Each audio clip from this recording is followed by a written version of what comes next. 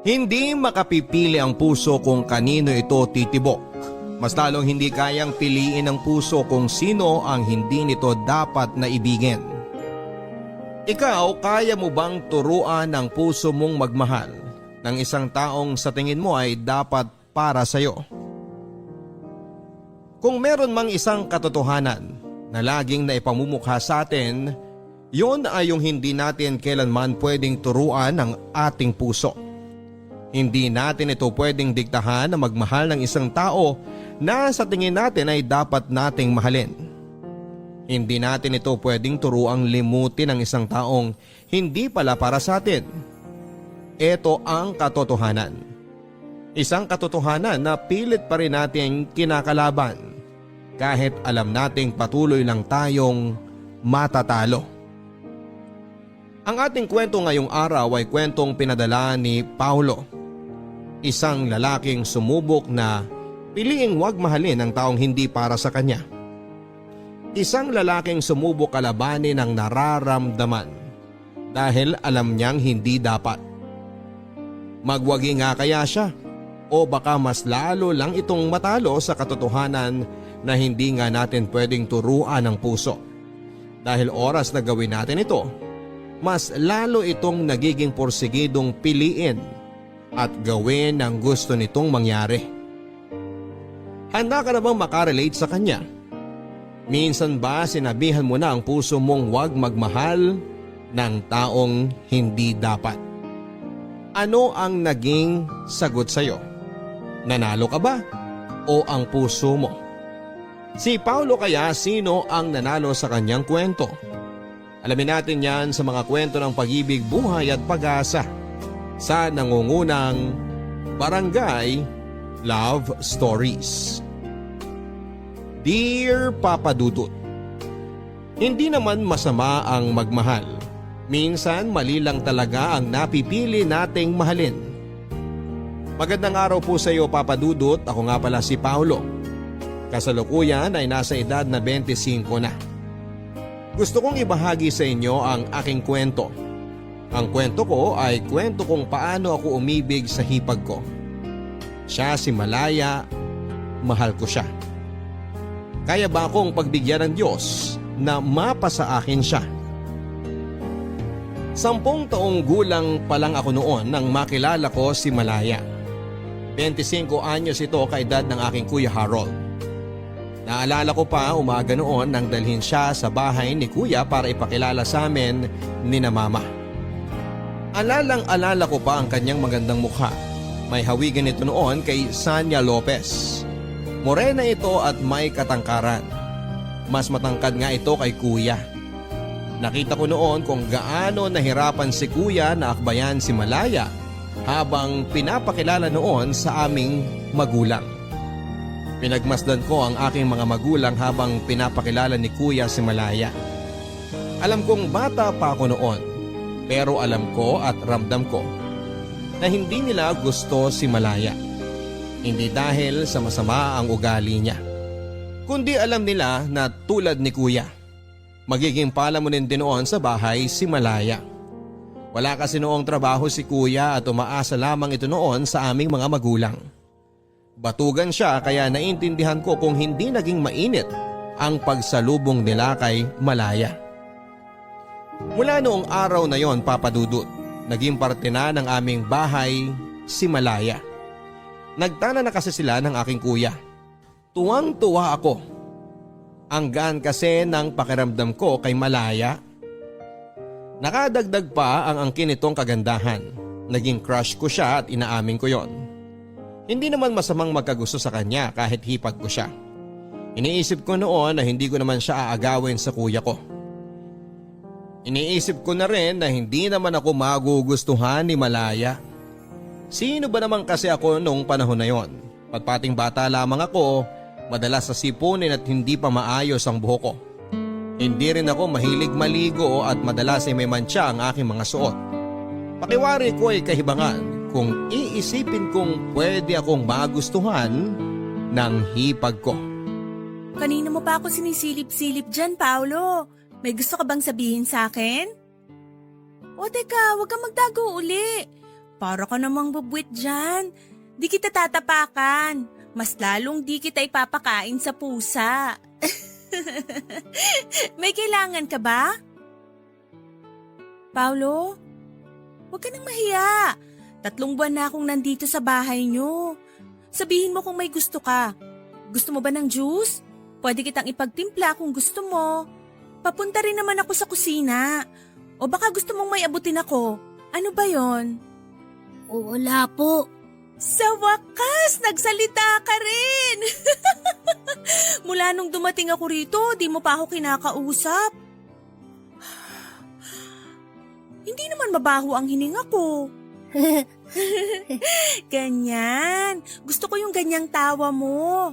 Sabi ng nanay ko, kapag komportable ka na sa isang tao, kaya mo na raw tumawa sa harapan niya. Parinig nga uli ng tawa mo. Komportable ka na nga. Halika nga rito at samahan mo ako. Ilang taon ka na pala? 10. Wow, 10 taon ka na. Grabe, ang tangkad mo para sa edad mo Parang next year mas mauunahan mo pang tumangkad ang Kuya Harold mo. Huwag mo akong isumbong baka naman may girlfriend ka na. Paano magkaka-girlfriend yan naiihi pa yan sa kama, lalo tuwing maulan? Nakakagulat ka naman. Bigla ka na lang sumusulpot dyan. Ano bang sinasabi sa'yo ng kapatid ko? Wala naman, mag-uusap lang sana kami. Hoy Paolo, kwento mo kung paano mo ako lagi nababasa ng ihi mo. Kuya! Alam mo dati may double deck kami. Yun ang tulugan namin sa kwarto. Doon sa itaas, ako naman sa ibaba. Kahala ko nun laging umuulan. Kahala ko nun may problema ang kisame namin Yun pala, nananaginip yan si Paolo ng gripo o kaya swimming pool. Ayun, naiihiyan niya ako lagi. Kaya binaklas ni Papa yung double deck dahil nagreklamo na ako. Di ba Paolo? Alam mo, Paulo, tingnan mo ang ginawa mo. Pinahiya mo ang kapatid mo. Hindi yan. Kung kailan napaamo ko na siya, saka mo pa naisip na ipahiya. Hayaan mo na nga siya. Halika na lang sa kwarto at ipapakita ko sa'yo kung saan siya naiihi nun. Yun ba talaga ang plano mo? Siyempre, may iba pa ba? Ay, ano ba yan? Mamaya dumating yung magulang mo Halika na kasi sa kwarto para hindi tayo mahuli.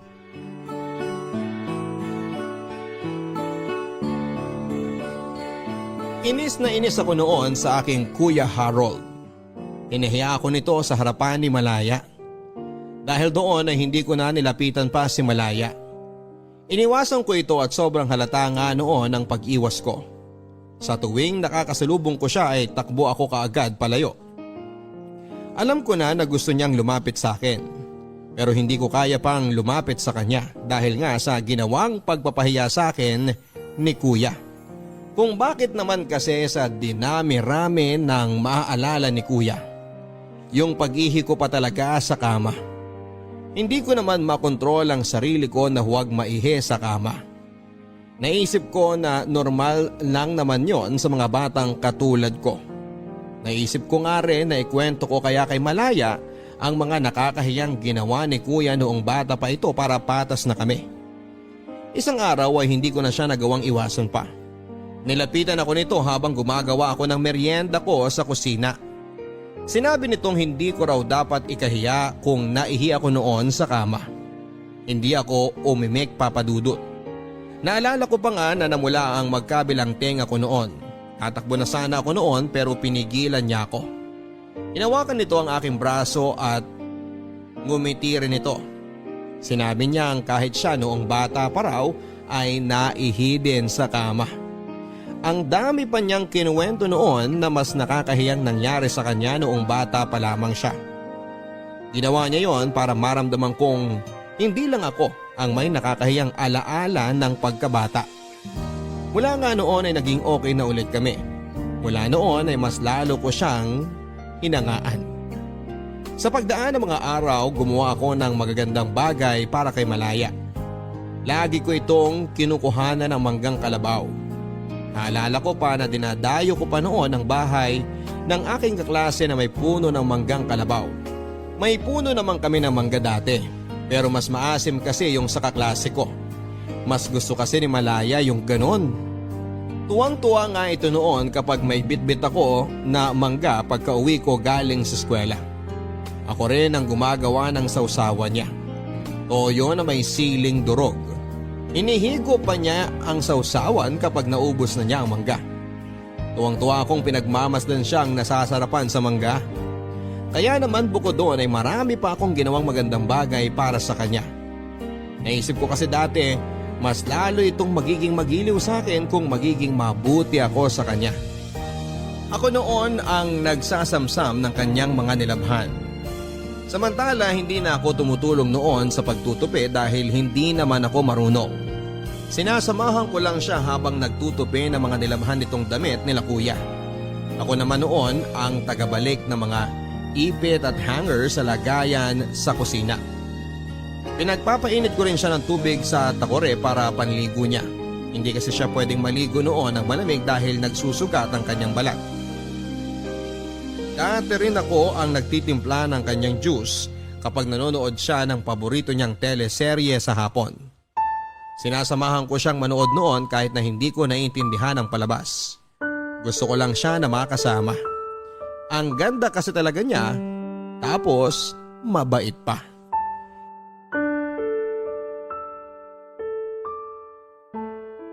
Paano to ngayon?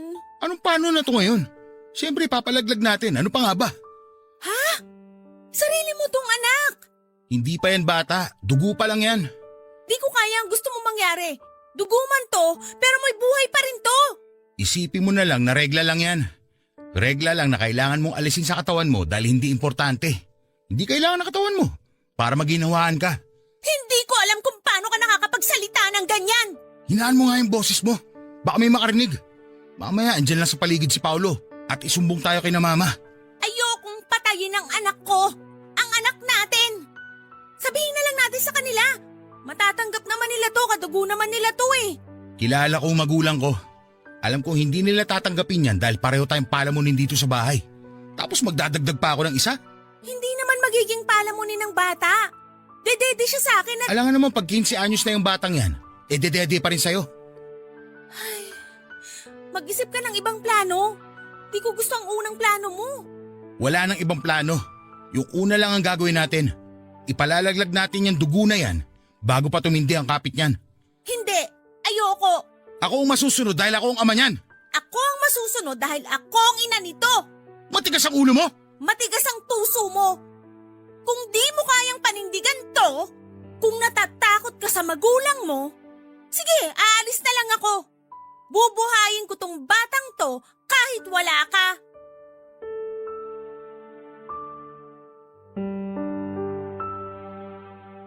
Hindi nila alam papadudot na narinig ko ang lahat ng kanilang naging usapan.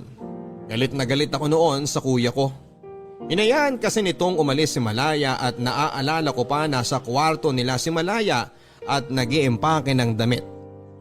Umalis si kuya matapos ang argumento nila. Nilapitan ko noon si Malaya at sinubukan ko na hawakan ang kanyang mga kamay. Nakita ko nito at pinalapit niya ako sa kanya. Sinabi niya sa akin na magiging tito na raw ako. Pero sinabi rin niya na huwag ko raw ipagsasabi kahit sa magulang ko dahil ayaw ng kuya ko.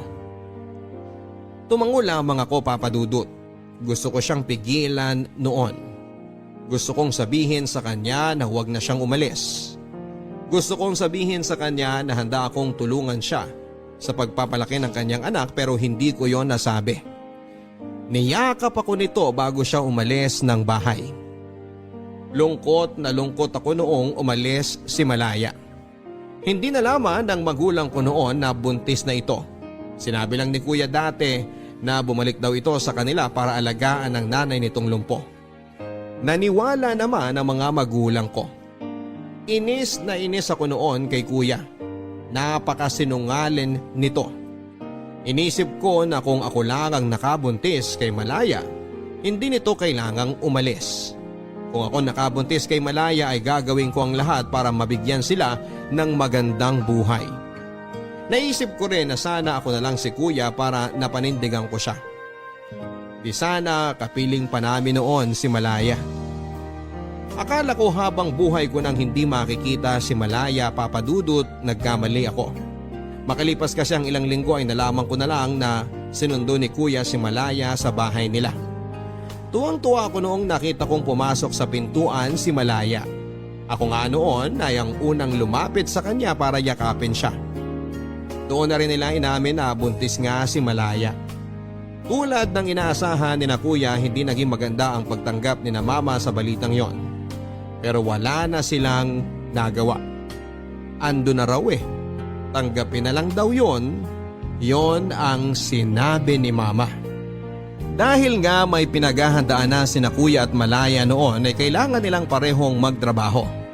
Naging jeepney driver si Kuya samantalang si Malaya naman ay naging kasama ni Nanay sa pamamalengke ng mga gulay at karne na siya namang nilalako nila sa aming barangay. Kailangan nila noon na makaipon para sa panganganak ni Malaya. Nung una naging sapat naman ang kinikita nila. Pero nang tumagal ay hindi na. Naging sakitin kasi si Malaya at hindi naging madali noon ang pagbubuntis niya. Lagi siyang tinatakbo noon sa ospital. Napupurnada pa nga ang pamamasada noon ni Kuya dahil kailangan niyang ihatid si Malaya sa ospital gamit ang jeep na pinapasada niya. Naaawa ako noon kay Malaya. Alam ko na hindi nila kakayanin ang gagastusin sa panganganak nito kung laging ganon ang mangyayari. Kaya naman tumulong ako sa kanila dati. Tuwing uwian dati ay diretso ako sa pagbebenta ng binatog. Kung ano man ang kinikita ko noon ay ibinibigay ko kay Malaya para pandagdag sa ipon nila. Habang ganon ang naging setup ng pagtulong ko, pinagpapantasyahan ko rin yung ideya na ako ang responsableng asawa ni Malaya. Yung asawang hindi siya pababayaan kahit mahirap ang sitwasyon. Opo, Papa Dudut. Bata pa ako noon pero totoo ang nararamdaman ko para kay Malaya.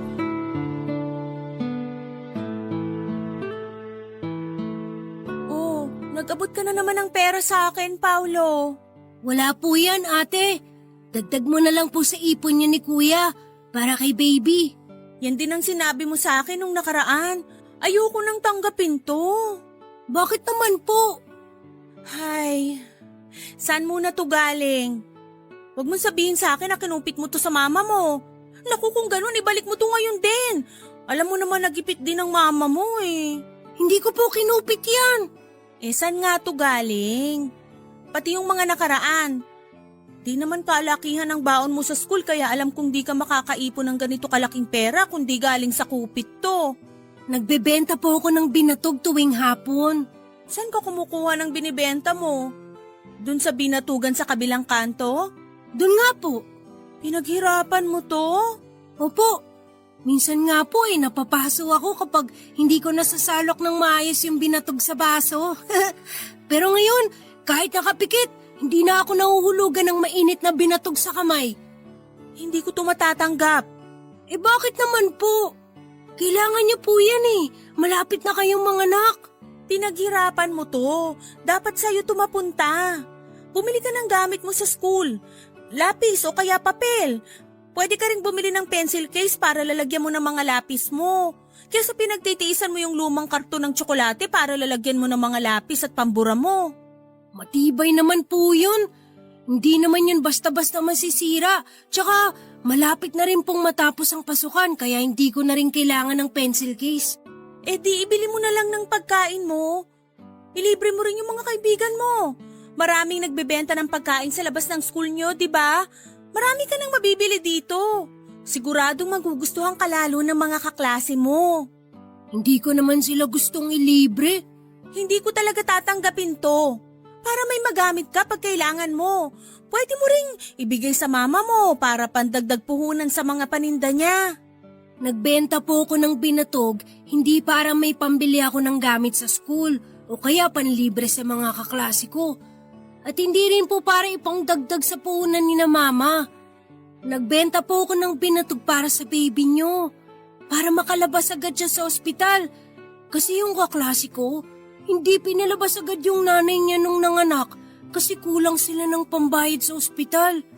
Ayoko mangyari yun sa baby mo Kawawa naman siya kung lagi siya makakaamoy ng gamot at ihi sa ospital. Hindi yan maganda sa baby. Napakabait mo talagang bata. Halika nga rito. Bakit po? Mwah. Salamat ah. Alam mo bang dahil sa'yo, para na akong nagkaroon ng instant kapatid. Paulo? Paulo!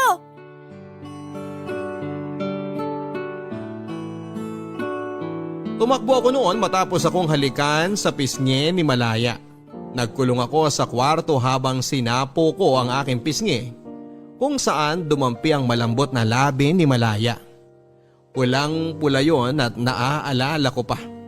Panay ang tingin ko noon sa salamin habang binabalikan ng eksena kung saan ay hinalikan ako ni Malaya. Hindi na nga noon matanggal ang ngiti ko. Si Malaya ang naging una kong halik. Si Malaya rin ang naging dahilan ko para magsimula akong magpantasya at hawakan ang aking sarili. Matapos ang halik na yon ni Malaya sa aking pisngi, palihim akong kumukuha ng kanyang gamit. Mga gamit na iniisip ko na hindi naman niya mapapansin kung sakaling mawala sa kanyang paningin. Nagsimula yon sa luma niyang panyo hanggang sa paubos nitong lipstick na lagi na lang nakalagay noon sa gilid ng kanilang mesa sa kwarto. Nilagay ko noon ang bawat makuha kong gamit niya sa isang lumang karton ng sapatos. Pinatago ko yon sa ilalim ng aking kama. Tuwing sasapit noon ng gabi bago ako matulog ay kinukuha ko ang karton na yon at mamimili ako ng gamit ni Malaya na isasama ko sa aking kama para magpantasya.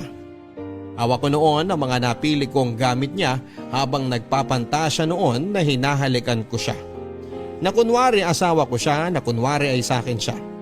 Sobrang saya ko noon habang ginagawa ko yon. At kapag natapos na ako, agad-agad akong makakatulog noon habang hawak ko ang gamit niya. Akala ko noon ay hindi ako mahuhuli sa ginagawa ko. Pero nagkamali ako dahil sa pagiging pakialamero ng aking kuya. Pumasok ito noon sa aking kwarto habang tumutulong akong maghugas ng mga bentang gulay ni na mama. Kinalkal niya ang mga gamit ko at nagkataong hindi ko na ibalik agad sa ilalim ng aking kama ang karton ng sapatos na yon. Nakita ito ni kuya at agad akong kinumpronta. Hoy Paolo, Ano po yung kuya? anong ginagawa ng mga gamit ni Malaya sa kwarto mo? Po? Anong gamit?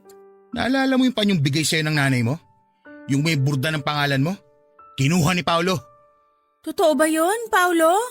At yung lipstick mo na sana ay gagamitin mo nung papunta tayo sa check-up mo, andito rin sa karton ng sapatos na to kung saan niya tinatago yung iba pang gamit mo. Paulo, bakit mo kinuha yung mga gamit ko? Anong gagawin mo dito?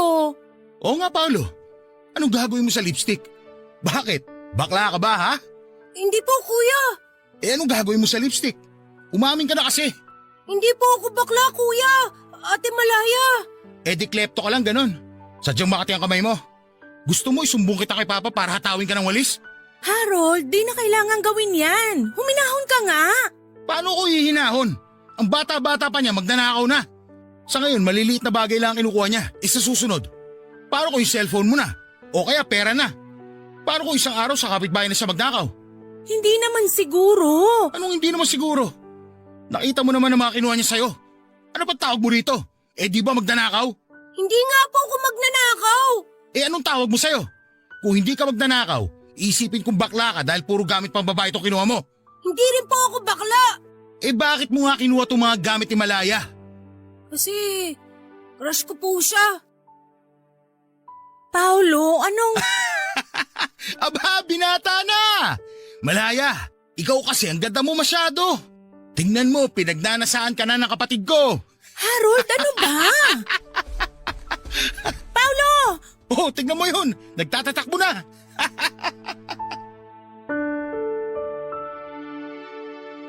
Umalis ako noon ng bahay sa sobrang hiya. Ayoko na nga noon bumalik. Napaamin ako ng hindi oras kay Malaya at panayang suntok ko noon sa ulo ko. Inis na inis ako sa sarili ko, Papa Dudut, kung bakit hindi ko tinikom ang aking bibig. Bakit ba ako umamin kay Malaya? sa harapan pa ni kuya na asawa niya.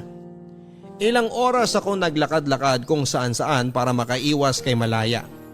Iniisip ko na umuwi kapag alam kong nasa kwarto na ito. Pero paggabi na rin noon, natakot na akong gumala pa. Kaya naman nagpasya na akong umuwi na lamang papadudot. Bahala na, yun ang sinabi ko sa sarili ko. Nang nakauwi na ako ay naabutan ko si Malaya na nasa sala. Wala sina kuya at mga magulang ko. Nasa kwarto na sila noon at nagpapahinga na. Tatakbo na sana ako noon papunta sa aking kwarto nang pisilin ni Malaya ang braso ko. Ang sarap sa pakiramdam ng pagkakahawak niyang yon. Pinaupo ako nito sa kanyang tabi. Nginitian niya ako at hindi ako makatingin sa kanya ng diretsyo. Sa sahig ako nakatingin habang nagsasalita ito. Sinabi niyang hindi ko raw kailangang mahiya kung may gusto ako sa kanya. Dagdag pa niya na normal lang daw yon sa pagbibinata. Tumango lamang ako dahil hindi ko alam kung ano ang pwedeng sabihin sa kanya. Nang tinanong niya ako kung gusto ko na raw bang pumunta ng kwarto ko ay tumango ako. Tatakbo na sana ako noon dahil akala ko ay tapos na siya nang sasabihin niya. Pero pinigilan niya akong muli. Nang tignan ko siya ay inabot niya sa akin ang panyo niya. Yung panyo na kinuha ko sa kanya. Yung may borda ng pangalan niya. Tumingin ako sa kanya at nagtanong ang aking mga mata. Ngumiti ito at sinabing sa akin na lang daw yon at sinabi pa niya na bigay yon ng nanay niya sa kanya. Aniya mas maaalagaan ko raw kaya ibibigay niya sa akin. Kinuha ko yon sa kanya at saka tumakbo papunta sa aking kwarto. Muli ay nagpantasya ako sa kanya habang hawak noon ang panyong bigay niya. Makalipas noon ng ilang buwan ay nakapanganak na si Malaya. Isang napakalusog na sanggol na lalaki. Tinutokso nga nila ako noon na kamukhang-kamukha ko raw ang aking pamangkin. Sinabi rin ni Malaya na posibleng araw na maging kamukha ko ang anak nila dahil ako ang madalas na nakakasama niya sa bahay. Napaglihian daw niya ako at tuwang-tuwa ako noon. Para bang pakiramdam ko ako ang tatay ng anak ni Malaya. Tinatanong pa nga ni Malaya kung ano raw ang pwedeng ipangalan sa anak nila. Sinagot ko noon na Pau Pau. Sunod sa aking pangalan. Ang akala ko noon ay pagtatawanan lang nila ang sinabi ko. Pero natuwa si Malaya. Sinabi niyang Pau Pau na lang ang palayaw ng kanilang anak. Ako ang pinaka natuwa noon. Sinunod sa akin ang pangalan ng pamangking ko. Madalas ako ang nag-aalaga noon sa anak nila. Nagkataon kasi na bakasyon sa school at imbes na makipaglaro sa mga bata, ay madalas na pinipili kong magtimpla ng gatas ni Pau Pau. Hindi kasi nagpapadede si Malaya. Bukod kasi sa hindi masyadong naging marami ang gatas nito sa kanyang dibdib, ay kinailangan din ito na magtrabaho bilang sekretarya sa aming barangay hall. Kaya nga tulad ng sinasabi ko sa inyo, ako ang madalas na nag-aalaga kay Pau Pau. Kahit noong balik eskwela na dahil pasukan na naman, lagi pa rin ako nagmamadaling umuwi para maalagaan si Pau Pau. Ginagawa ko yon papadudot, hindi dahil inutusan nila ako, kundi dahil gusto ko ang hipag ko. Hindi na ako noon nagbebenta ng binatog, wala na rin kasi akong oras. Kahit sayang ang kikitain ko noon ay mas pinipili kong mag-alaga na lang ng bata. Wala rin kasing mapag-iiwanan kay Pau Pau kundi ako lamang. Si kuya naman ay tuloy pa rin ang pagiging jeepney driver noon. Madalas ay konti lang ang naiuwi niyang pera. Di dahil mahina ang pasada, kundi dahil bili ito ng bili ng mga gamit niya para sa sarili niya at hindi para kay baby Pau Pau. Noong napansin kong naging ganito na si kuya ay napilitan akong ibenta noon ang mga gamit ko. Tulad ng comics, iba pang damit na niregalo sa akin ng aking mga ninong at ninang. Pati na rin ang iba kong laruan. Inipon ko ang pera at ibinigay ko kay Malaya. Oh, para saan tong pera? Pambili po ng kailangan ni Pau Pau. Naku nagbebenta ka na naman ba ng binatog? Hindi na po. Nakahanap na po ako ng kapalit ko. Saan mo nakuha tong pera? Nagbenta po ako. Anong binenta mo? Wala po. Mga lumang laruan na hindi ko na nagagamit. Malaking pera to. Alam kong di lang to galing sa pagbebenta mo ng laruan. Pati na rin po ng mga luma akong damit. Bakit ka nagbenta ng mga damit mo? Paano kung hanapin ng mama mo yung mga yon? Paano kung wala ka nang maisuot sa school? Marami po akong damit. Saka sa Pasko, sigurado mapupuno na naman ang damitan ko dahil reregaluhan na naman ako ng mga ninong at ninang ko ng mga bagong damit. Ay, ano pang binenta mo?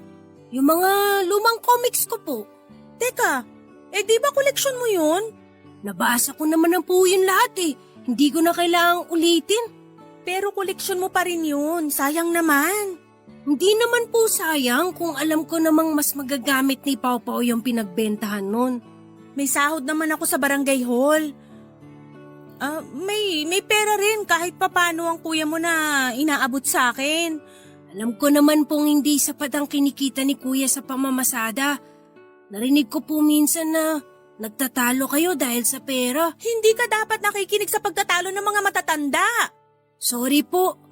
Masyado po kasing malakas ang boses niyo ni kuya kaya tumagos sa pader ng kwarto ko. Pasensya ka na at narinig mo pa yung away namin. Hindi magandang naririnig yun ng mga katulad mong bata. Hindi na po ako bata. Ay, binata ka na ba?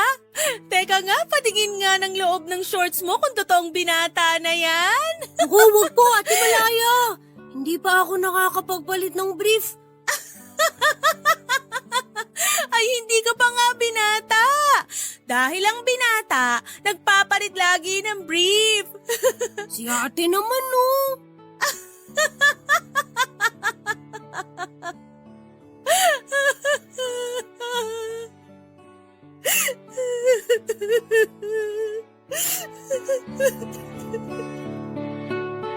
Nagulat na lamang ako nang biglang umiyak si Malaya. Hindi ko alam ang gagawin ko noon. Iniisip ko na talaga atang may problema sila sa pera kaya siya napaiyak ng ganon. Pero hindi pala. Iba palang naging dahilan ng pag-iyak ni Malaya. Nalaman kong bukod sa problema nila noon sa pera ay may babae din si kuya. Narinig ko na nag-uusap sina mama at Malaya. Umiiyak din noon si Malaya habang dinedetalye kay mama kung paano nito nahuli si kuya na may ibang babae. Nabasa raw ni Malaya noon sa cellphone ni kuya ang malaswang usapan nila nung babae. Nanginginig noon si Malaya habang nagkikwento at binabalikan ang kaganapang yon. Awang-awa ako kay Malaya habang pinakikinggan ko siya.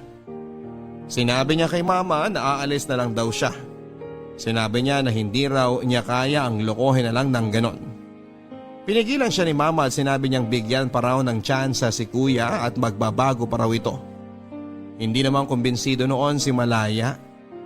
Desidido na itong umalis pero nakiusap si mama.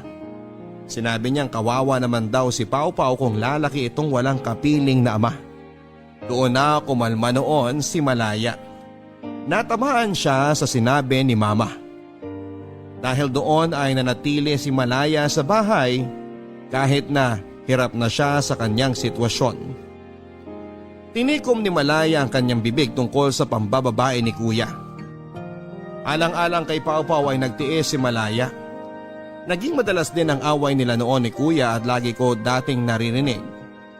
Narinig ko noon kung paano siyang paulit-ulit na minumura ni kuya. Iyak lang ang naging sagot noon ni Malaya at awang-awa ako sa kanya, Papa Dudut. Kung pwede lang ako makialam sa kanila ay ginawa ko na. Pero dahil bata pa ako noon at hindi dapat makialam sa away ng matatanda ay mas pinili kong makinig na lamang at ipagdasal na malampasan yon ni Malaya. Isang araw ay nawala na lang na parang bula si kuya. Nalaman namin na sumama na ito sa kanyang babae. Panay ang iyak noon ni Malaya at aalis na sana talaga siya sa bahay namin pero pinigilan siya ni mama. Ang sabi ni mama kahit wala na si kuya, dapat manatili pa rin si Malaya sa bahay dahil parte na siya ng pamilya namin. Natuwa ako sa mga sinabi ni mama.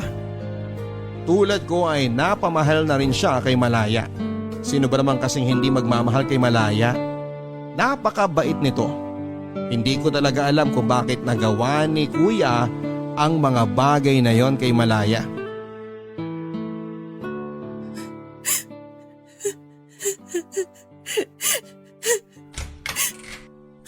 Paolo? Anong ginagawa mo rito sa kwarto ko? Narinig ko po kasi kayong umiiyak. Pasensya ka na ha. Nakalimutan kong manipis lang pala ang dingding ng kwarto ko. Di naman ako umiiyak. Bakit po namamaga ang mga mata nyo? Alam mo namang lagi akong napupuyat dahil sa pamangkin mong iyakin. Mukhang mana po sa inyong pamangkin ko. Iyakin din po kasi kayo eh. Siguro nga. Kailangan niyo po ba ng kausap? Hindi na. Bumalik ka na sa kwarto mo. Alam kong may klase ka pa bukas. Maaga pa naman po. Tsaka hindi po ako makatulog eh. Busog din kasi ako. Ang sarap po kasi ng niluto nyo kanina. Naparami ako ng kain. Ang hirap tuloy matunawan. Salamat ha. Buti ka pa nasasarapan sa luto ko. Samantalang Si kuya, hindi po. Ay, kung nasasarapan siya sa luto ko noon, baka di siya sumama sa ibang babae. Sa tingin mo? Huwag niyo na po sanang sisihin ang sarili niyo sa ginawang desisyon ni kuya. Mahina talaga si kuya sa pagdedesisyon. Laging mali.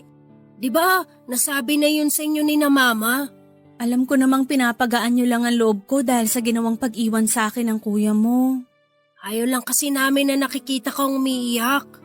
Balang araw, kapag di ko na mahal ang kapatid mo, titigil na rin ako sa pag-iyak. Di mo na maririnig sa kwarto mo ang pag-iyak ko.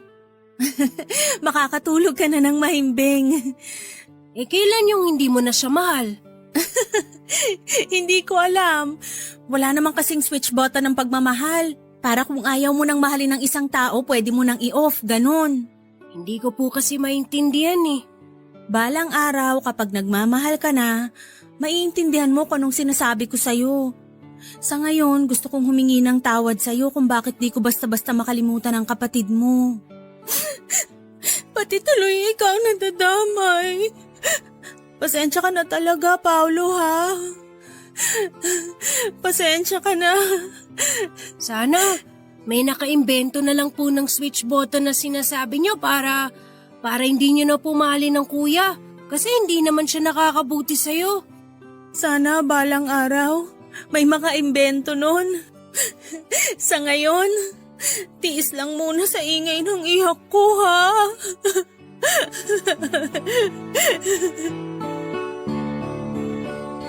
Naisip ko nga noon, Papa Dudut, na sana ay may switch button ng puso para matigilan na ni Malaya ang pagmamahal niya kay kuya. Naisip ko rin na baka makatulong din sa akin ang switch button na yon para tumigil na ang nararamdaman ko para sa kanya. Papa Dudut, habang tumatagal ay lumalaki ang pagmamahal ko kay Malaya. Alam kong bata pa ako noon pero sigurado na ako sa nararamdaman ko. Hindi nga yon nawala hanggang sa pag-abante ng edad ko. Mas lalong napapamahal ako sa kanya dati habang tumatagal dahil mas naging malapit kami noon sa isa't isa.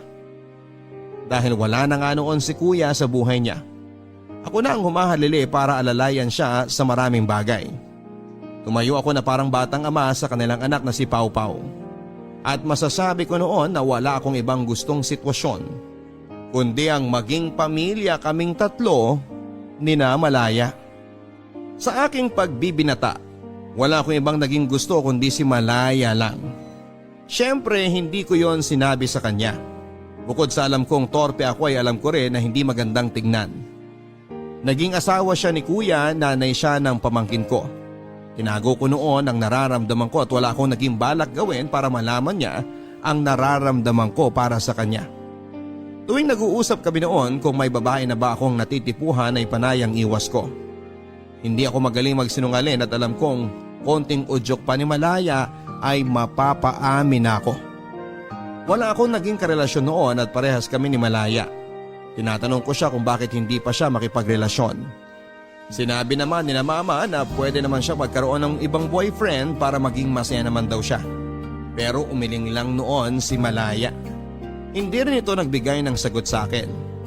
Kami na lang ang nag-iisip na baka na-trauma na ito sa ginawa ni kuya sa kanya dati. O pwede rin na masyado na siyang kontento sa kanyang anak na si Pau Pau. Kaya hindi na nito noon kailangan pa ng pagmamahal ng ibang lalaki. Nakuha ko ang totoong sagot kay Malaya kung bakit wala pa siyang nagiging karelasyon noon. Kung bakit hindi pa rin ito magawang magmahal ng iba. Mahal pa rin niya si Kuya. Hindi man niya aminin noon ay ramdam ko yon.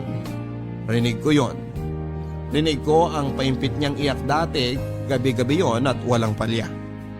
Gustuhin ko man nakatukin siya para aluin ay hindi ko yon ginawa. Hinayaan ko lang na ibuhos niya ang nararamdaman niya sa pamamagitan ng pag-iyak.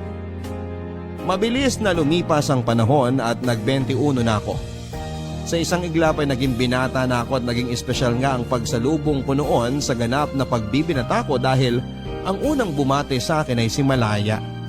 Naalala ko pa na sinalubong ako nito isang gabi. May hawak siyang cupcake noon na nabili niya bilang merienda ni Pau Pau. Sa cupcake na yon ay tinusukan niya ito ng maliit na birthday candle. Pamilyar ang kandilang yon. Kandila yon noong unang kaarawan ni Pau Pau. Paano ko nalaman ako ang bumili ng kandilang yon at nung first birthday cake ng aking pamangkin.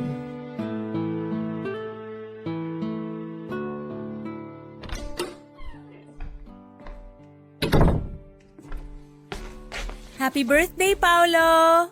Ano to? Di birthday cake mo. O, hipan mo na yung kandila. Ay, teka, mag-wish ka muna.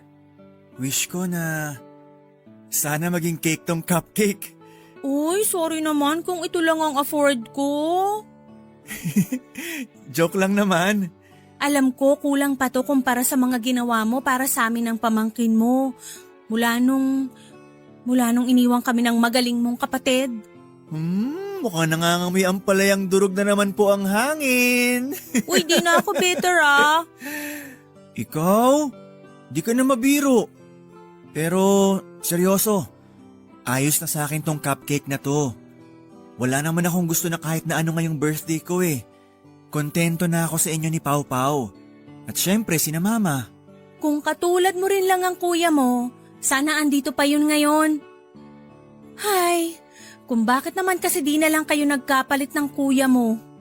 Anong ibig mong sabihin? Wala naman, naisip ko lang. Sana ikaw na lang yung panganay sa inyong magkapatid para ikaw na lang yung una kong nakilala. At ikaw yung tatay ni Pau Pau. Di sana wala akong problema ngayon. Wala eh. Huli akong pinanganak. Alam mo, kahit nung bata ka pa lang, ganito ka palang kalit na no? Alam kong mas mature ka na mag-isip kesa sa kuya mo. Saka, mas gwapo ako dun no? 99.9% oo.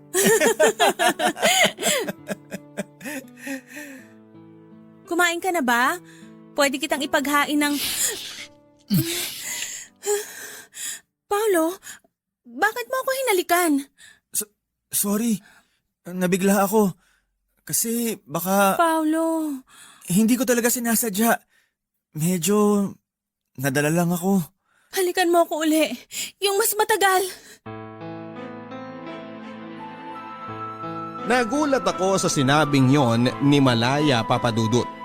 Sumunod ako sa sinabi niya. Hinalikan ko siya ng mas matagal, mas madiin at mas nananabik. Sumabay siya sa bawat paghaliko hanggang sa may pagkukusa na noon ang aming mga paa na magtungo sa aking kwarto para ituloy ang hangganan ng halik na yon. Papadudut, kumawala kaming dalawa ng gabing yon. Hindi ko rin alam kung ano ang pumasok sa mga utak namin kung bakit hinayaan naming manipulahin kami ng aming mga katawan. Sa huli ay may nangyari sa aming dalawa isang bagay na sinabi ni Malaya na pinagsisisihan niya. Habang nagbibihis noon ay sinabi ni Malaya na hindi raw dapat nangyari yon sa amin. Pilit ko siyang kinukumbinsi noon na hindi niya dapat pagsisihan ang nangyari sa aming dalawa. Sinabi kong gusto ko ang nangyari. Tinatanong ko kung nagustuhan niya rin yon, hindi siya sumagot. Hindi ko siya hinayaang makaalis ng kwarto hanggat hindi kami nakakapag-usap na dalawa. Nakita ko ang pagkakataon na yon para aminin sa kanya ang tunay kong nararamdaman. Sinabi ko na matagal ko na siyang mahal. Sinabi ko rin na handa akong maging ama kay Pau Pau. Umiling lang si Malaya. Masyado siyang natatakot sa sasabihin ng magulang namin. Naisip ko noon na tama naman siya at hindi nga naman maganda kung pareho kaming magkapatid na tinuhog niya. Hindi ako tumigil noon na kumbinsihin si Malaya at sinabi ko sa kanya noon na pwede naming subukang dalawa kahit na palihim. Hindi siya umimik. Mukhang nagustuhan niya ang sinabi ko. Sa huli ay pumayag naman ito. Pero sinabi niya sa akin na wala raw assurance na mahuhulog siya sa akin. Sinagot ko siya at sinabi ko na hindi ako takot sumugal. Nilihim nga namin ang relasyon namin, Papa Dudut. Laging may nangyayari sa amin tuwing wala si na Mama.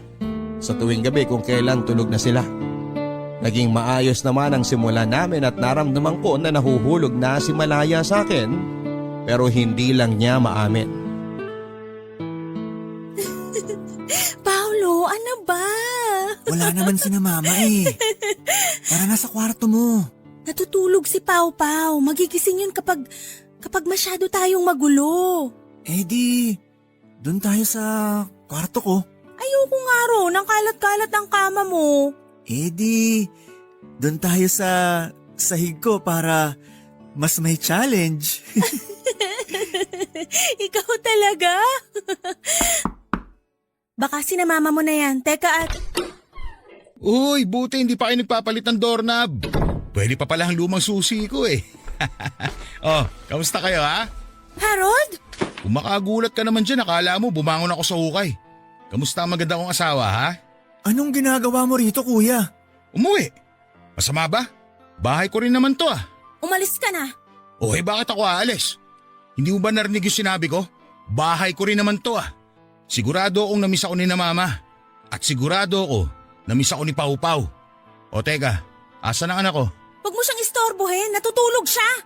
Kuya, mabuti pa umalis ka na. Kanina niyo pa ako pinapaalis ah. Ganyan ba kayo mag-welcome ngayon ng bagong dating? Hindi magandang nandito ka. Anong hindi maganda? Makukumpleto na ulit tayo. Pamilya na ulit tayo, Malaya. Ayaw mo yon? Matagal ka nang wala. At ngayon, bumabalik na ako. Hindi mo man lang ba ako yayakapin? Kuya, please, umalis ka muna kasi. Kung makapagpaalis ka sa akin, wala ka respeto ah. Ako pa rin ang panganay, tandaan mo yan. Pero ayoko magalit ngayon. Ang gusto ko lang naman ay magkumustahan tayo. Mag-usap-usap tayo. Tulad ng dati, ganun. Wala tayong dapat pag-usapan. Ang dami kaya. Magkumustahan muna tayo. Paolo, sigurado may girlfriend ka na ngayon. Kuya, please. Ang laking bulas mo ah. Sigurado ako kung saan ka man nagtatrabaho ngayon, marami kang napaikot na babae. Teka nga muna, ilang babae na bang nadala mo sa kwarto mo? Magagaling ba? Ha? Kuya, sinabi ng... O baka naman bakla ka na? Kung ganun, ilang lalaki na nadala mo sa kwarto mo? Magagaling ba? Harold, ano ba? Ikaw naman, hindi ka na nasanay sa pang-alaska ko dyan sa kapatid ko. Teka nga muna, nagugutom na ako. Ang haba ng biyahe ko mula sa... basta. Anong ulam nyo? Bumalik si Kuya Harold na para bang wala lang. Na para bang namalengke lang siyang saglit. Nainis ako noon na pinaghandaan pa siya ni Malaya na makakain niya. Panay ang hawak ni Kuya sa kanya kahit panay noon ang ilag ni Malaya. Dahil hindi ko na kinaya ang nakikita ko ay umalis ako. Hindi ko rin siguro kaya na marinig kung ano man ang mapag-uusapan nila ng mga oras na yon. Ayokong marinig na sabihin ni Malaya na mahal pa rin ito si Kuya Harold. Ayos na kami nun eh. Kung bakit kasi bumalik pa si Kuya. Nang umuwi ako matapos kong magpahangin ay nadatnang ko si na Kuya, si Malaya at ang mga magulang ko sa sala. Nakita kong hindi masaya ang mukha ng mga magulang ko pero tinanggap na lang nila na bumalik na si Kuya. Naisip nila na ayos na rin daw para may ama ang apo nila. Nagalit ako ng palihim, lalo na noong naramdaman kong umiwas na noon sa akin si Malaya. Naisip ko na baka nga nagkabalikan na silang dalawa.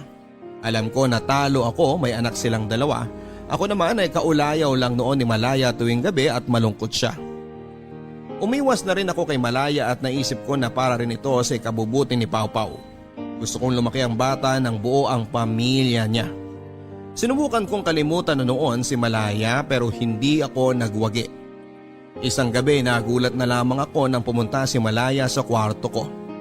Sinabi nito sa akin na hindi na raw niya mahal si kuya.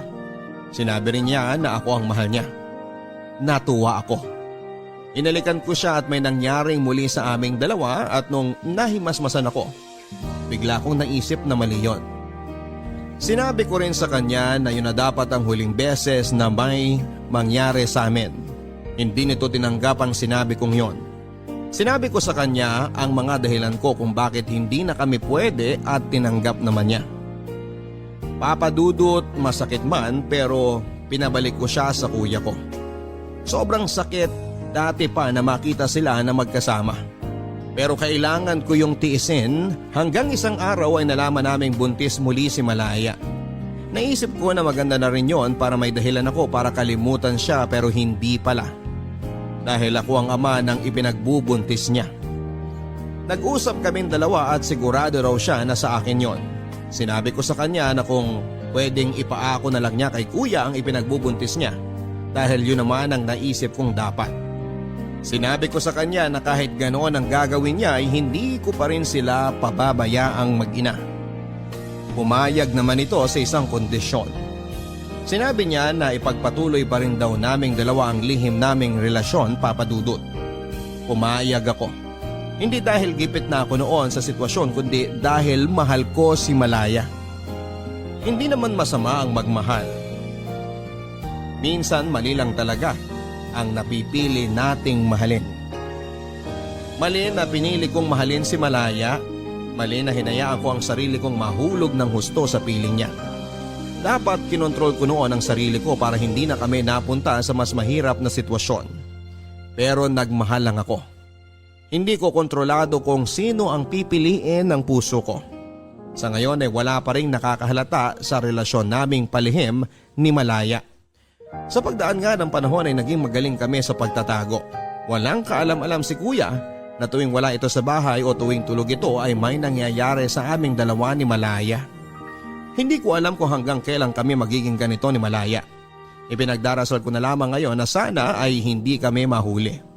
Dahil wala akong maisasagot na tama sa kanila dahil alam kong una pa lamang ay mali na talaga ito. Maraming salamat po papadudod sa pagbasa ng aking liham. Ang inyong forever ka-barangay, Paulo. Hindi naman masama ang magmahal at minsan mali lang talaga ang napipili nating mahalin. Kung bakit naman kasi hindi lang pwedeng tama lagi ang napipili nating mahalin. Kung bakit naman kasi may mali pa pagdating sa pag-ibig. Paulo, hindi madali ang sitwasyong napiling pagdalhan sa iyo matapos kang magmahal ng maling tao. Hindi ko rin masasabi kung paano ka totoong makakalaya sa sitwasyon mong yan kung sobrang inipit ka na ng sitwasyon. Hindi ko rin gustong sisihin ka pa sa mga nangyari dahil tapos na yon. At dapat matuto na lang tayo mula doon. Kung ano man ang kinakaharap mong sitwasyon na hiling ko na sana ay makaisip ka ng paraan para maitama mo ang lahat. Hindi ko pwedeng idikta sa iyo kung ano at papaano yon. Tanging ikaw lang ang nakakaalam kung ano ang pwedeng gawin sa nangyayari sa inyo. Hanggang sa muli mga kapuso, ako po si Papa Dudut sa mga kwento ng pag-ibig, buhay at pag-asa dito sa Barangay Love Stories number 1. Mga kwento ng pag-ibig, kwento ng pag-asa at mga kwento ng buhay dito sa Barangay Love Stories. Love Stories. Forever. Forever. Forever!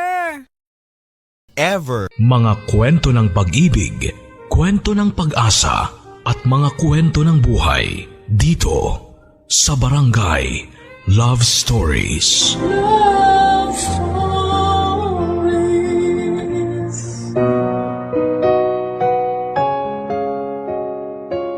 Ang respeto ay hindi lang dapat na ibinibigay sa kapwa natin. Dahil sa lahat ng oras, hindi ito dapat na mawala para sa ating sarili kung gusto nating irespeto rin tayo ng ibang tao. Ikaw, kapuso, hanggang saan ang kaya mong gawin para sa taong mahal mo? Kung hindi natin kaya ang respetuhin ang ating sarili, mawawalan din ng dahilan ang ibang tao na irespeto tayo. Ang respeto kasi parang pagmamahal na kailanman ay hindi natin dapat na ipinagdadamot sa ating sarili. Ang sulat na babasahin natin ngayong araw ay pinadala ng ating kabarangay na si Aya. Isang babaeng walang ibang ginawa kung hindi ang magmahal lang ng totoo. Kaya naman dumating siya sa punto na halos nakalimutan niyang pahalagahan ang kanyang sarili. Ang palagi lang kasi niyang iniisip ay kung paano magiging masaya ang taong minamahal niya. Hanggang sa dumating ang araw na siya na mismo ang makaramdam na hindi na tama ang pagmamahal na ibinibigay niya sa kanyang karelasyon. At kung kailan handa na siyang piliin ang sarili niya, saka naman siya mahihirapan dahil ayaw na siyang pakawalan ng karelasyon niya.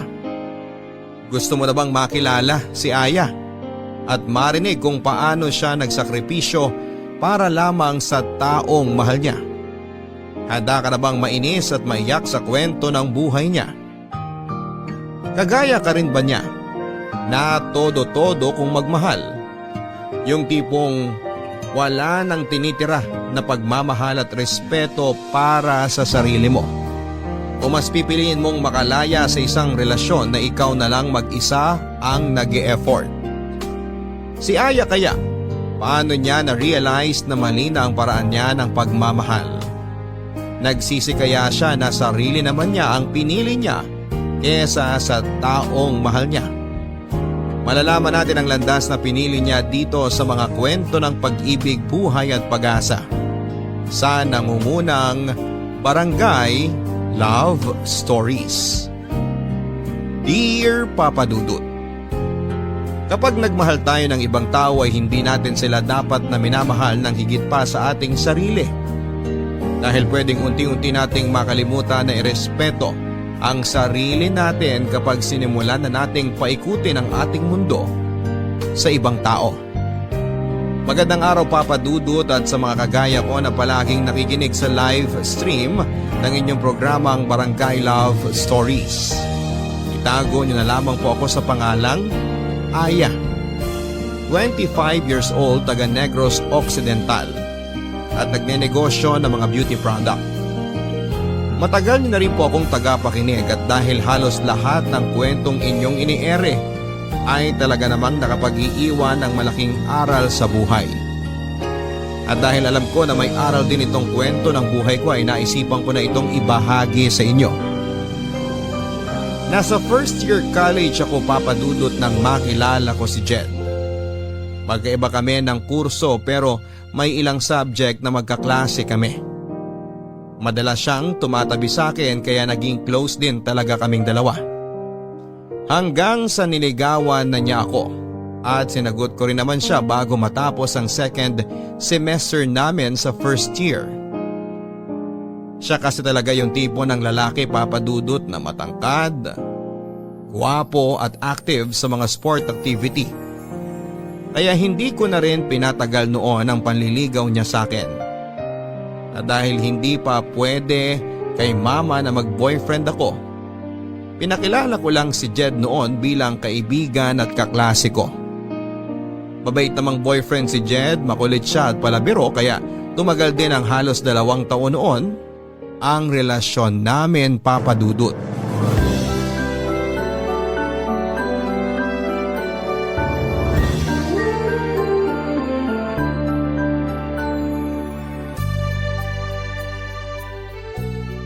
Grabe, babe!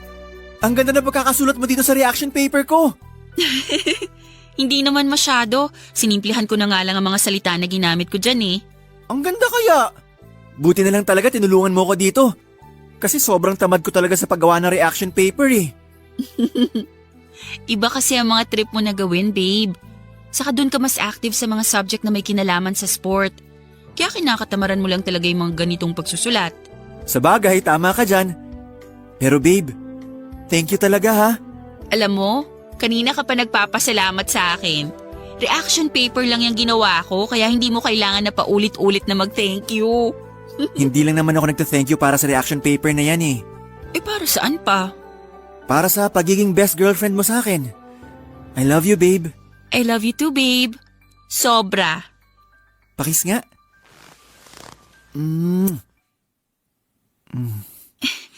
Babe, sandali lang. Bakit? Baka dumating na yung mga kasama mo dito sa boarding house. Mamayang gabi pa sila uuwi. Babe, sandali lang. Itigil mo na muna yung ginagawa mo sa akin. Babe, sabi ng teka lang eh. Ano bang problema mo? Bakit ka sumisigaw dyan? Hindi naman ako sumisigaw. Kasi naman, binubuksan mo na tong botones ng blouse ko. Ano naman? Boyfriend mo naman ako at girlfriend kita. Magto 2 years na nga tayo, tsaka dati na naman natin ginagawa to, babe.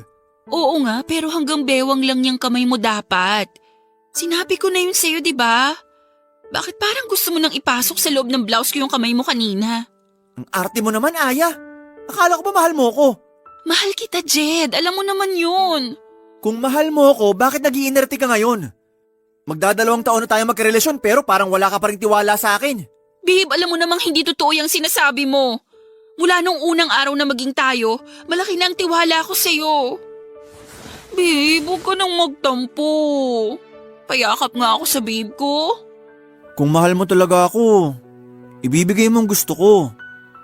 Aya, matagal naman na tayo magkarelasyon. Baka naman kahit isang beses lang subukan natin gawin to. Normal naman to eh. Di ba nga sabi nila, pinapatibay daw ng sex ang relasyon ng dalawang taong nagmamahalan. Kaya kapag ginawa natin yun, sigurado ako na mas lalong titibay ang relasyon nating dalawa.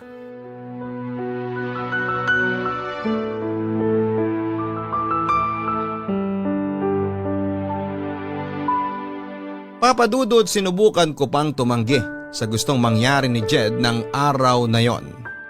Pero tuluyan na rin akong bumigay at sinuko ang aking bataan sa kauna-unahang lalaking tinibok ng puso ko.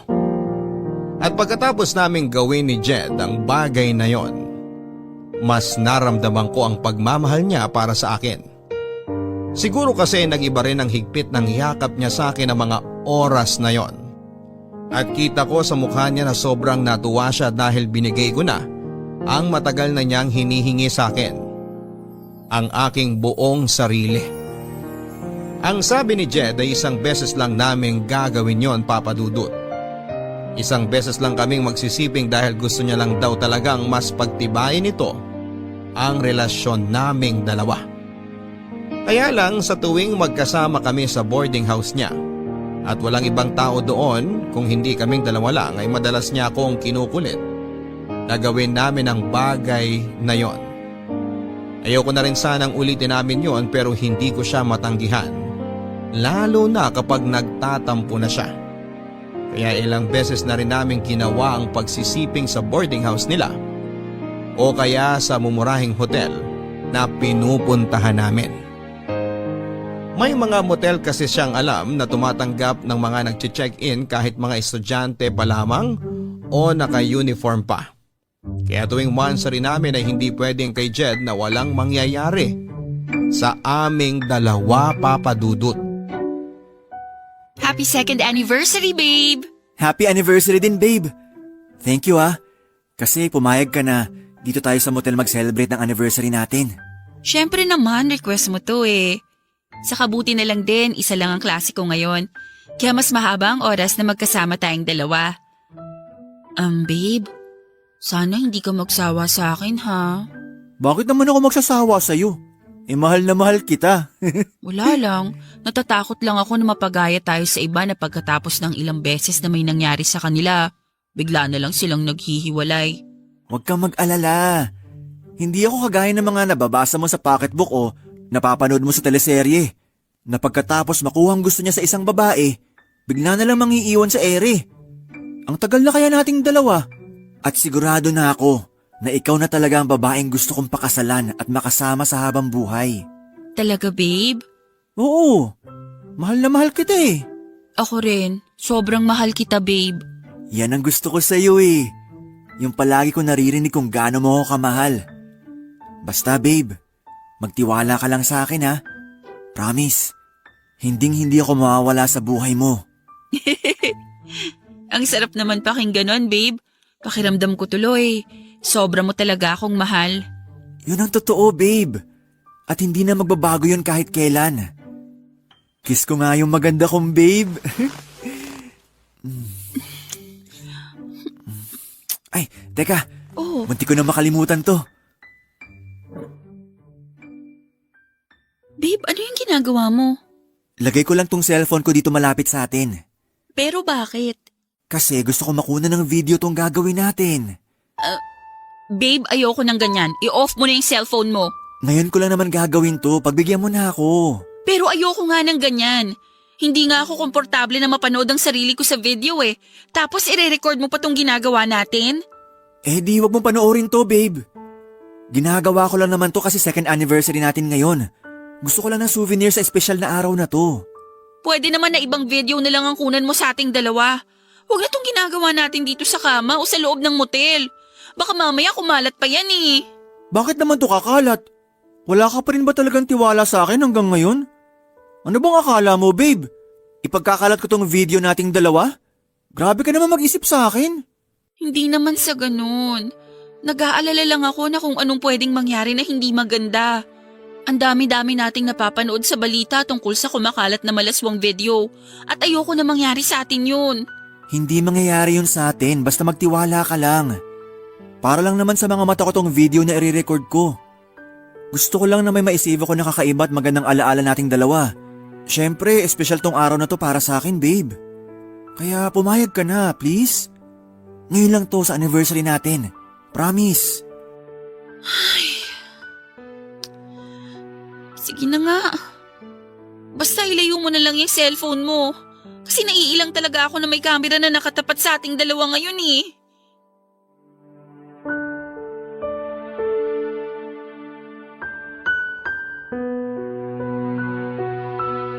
Papadudot, ayoko talagang gawin yon, kaya lang ayoko rin na mag-away pa kami ni Jed sa second anniversary naming dalawa. Kaya naman kahit naiilang talaga ako ay hinayaan ko na lamang na i-record ng cellphone niya na nasa malapit lang sa amin ang ginagawa naming pagsisiping. Kaya lang hindi rin ako kontento doon si Jed. Kinuha niya rin ang cellphone na yon at hawak niya yon habang nire-record ng malapitan ang ginagawa naming kalaswaan noon. Sobrang naiilang at nahihirapan akong kumilos noon. Pero dahil gusto ko siyang pagbigyan ay naging sunod-sunuran na lamang ako sa lahat ng gusto niyang mangyari ng araw na yon. Kahit labag pa yon sa kalooban ko. Ang totoo, papadudot, ay lumaki ako sa medyo konserbatibong pamilya. Wala na akong papa at tanging si mama na lamang ang nag-aalaga sa aming 4 na babaeng magkakapatid. Pangalawa ko sa aming 4 at nagtatrabaho na noon sa abroad ng ate ko. Hindi naman naging mahigpit sa pag-aalaga at pagpapalaki sa aming magkakapatid ang mama ko. Pero hindi siya nagkulang sa pagpapaalala sa amin na maging maingat kami sa aming mga sarili. At sana raw ay huwag naming hayaan na makagawa kami ng pwede naming ikapahamak. Alam ko naman na mali talaga na hinayaan ko si Jed na kuhanan ng video ang ginagawa naming kalaswaan. Pero malaki kasi ang tiwala ko sa kanya. Pinanghawakan ko ang pangako niya na hindi niya yon sisirain. Hindi porke madalas nating kasama ang isang tao ang ibig sabihin ay lubusan na natin silang kakilala. Dahil ang ugali ng tao ay parang panahon na anumang oras ay pwedeng bigla na lang magbago. Yun ang sabi nila, papadudot, na napatunayan kong totoo dahil sa biglang pagbabago ng ugali ng boyfriend kong si Jed. Nasa first semester na kami sa 4th year noon nang maging mainitin ang ulo niya. Madalas na malate lang ako ng konti sa date namin ay sinisigawan na kaagad niya ako o nagwo-walk out siya. May mga oras din na nakapagbibitaw siya ng masamang salita sa akin. O kaya ay minumura niya lang ako bigla kahit pa sa harapan ng maraming tao kapag nababadtrip siya. Kahit nga rin sa tawag o text ay palagi ako nakakatanggap ng mura sa kanya. Naging madalas din ang pagsiselos niya kahit makita niya lang na may kausap akong lalaking kaklase ko Ewan ko ba, Papa Dudut, alam ko namang may problema sa ugali noon si Jed at sa relasyon naming dalawa, pero tiniis ko pa rin ang lahat ng yon. Ayoko kasi siyang mawala sa akin at ayoko na matapos ang relasyon naming dalawa.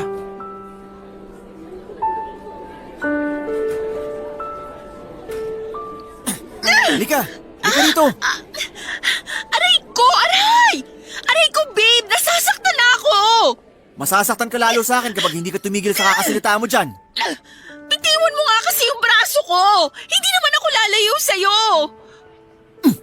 O ayan, Aray! Hindi mo naman ako kailangang itulak!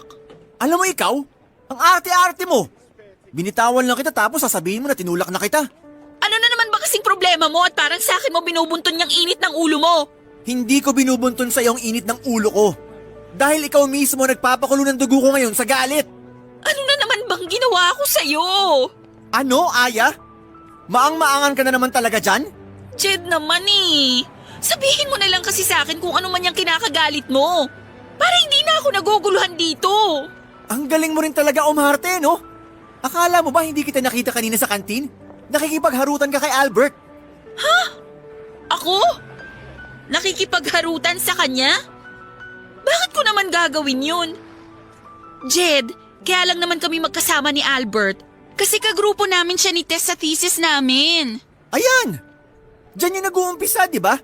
Yung kunwari gagawa kayo ng thesis. Pero ang totoo, naglalandian na kayong dalawa. Saan mo ba napupulot yung mga sinasabi mo na yan? Bakit? Hindi ba totoo? Siyempre hindi. Bakit ko naman gagawin yun? Boyfriend kita. At malaki ang respeto ko sa relasyon nating dalawa. So kapag hindi mo pala ako boyfriend, plano mo talagang landiin yung Albert na yon? Jed naman, ano ba? Saan ba talaga pupunta tong usapan na to?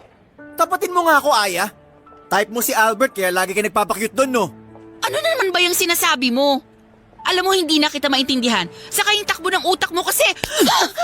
Aray ko, Jed! Bakit mo naman ako sinampal? Kasi isang tanong lang ang binigay ko, pero ang dami mo nang sinabi. Aya! Ano ba nangyayari dito? Wala, Tess. May pinag-uusapan lang kami ni Jed. OMG! Bakit dumudugo yan labi mo? Sinakta ka na naman ba ng walang yang to? Pwede ba, Tess?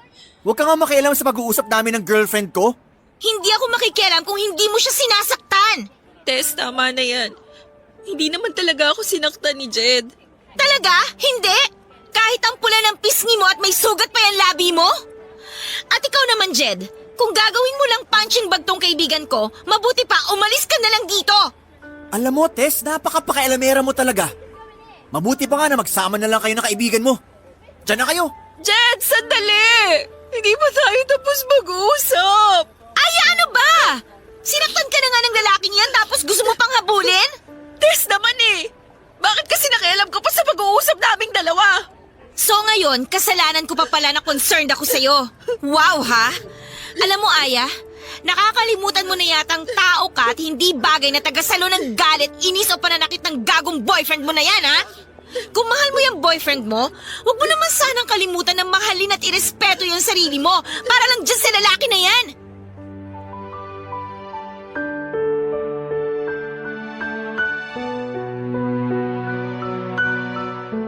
Papa Dudut, alam ni Tess na hindi yun ang unang pagkakataon na nasaktan ako ng pisikal ni Jed, kaya naman grabe rin talaga ang inis niya sa akin ng araw na yon. Ilang beses na niya kasi akong pinayuhan na hindi na raw healthy ang relasyon namin kaya dapat ay makipaghiwalay na ako dito. Pero ilang buwan ko pang tiniis ang ugali na yun ni Jed. Wala mahal ko talaga siya. At malaking bagay din talaga yung si Jed, ang kauna-unahang lalaking nakasiping ko. Aaminin ko na ang iniisip ko noon kaya ayaw ko makipaghiwalay sa kanya ay wala ng ibang lalaki ang magkakagusto sa akin kasi nga hindi na ako virgin.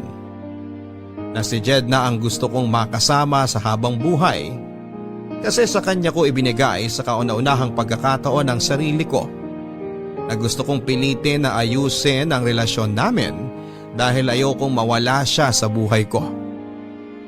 Kaya lang, Papa Dudut, lahat naman tayo ay marunong mapagod sa pagtitiis hanggang sa makaramdam na lang tayo na gusto na nating sumuko. Dahil dumating din po ang point lalo na nang muli akong masaktan ni Jed dahil isang kaklase ko naman ang pinagsilosan niya. Nasampal niya ako kasunod ng malulutong na mura at masasakit na salita.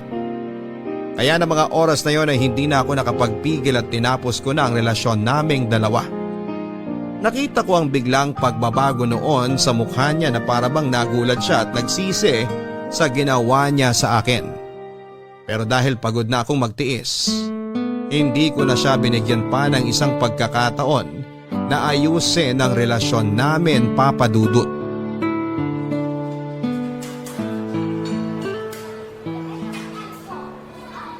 Tess, nasan ka na? Sorry ha, traffic kasi dito sa dinaanan ng jeep na sinasakyan ko pero malapit na ako dyan.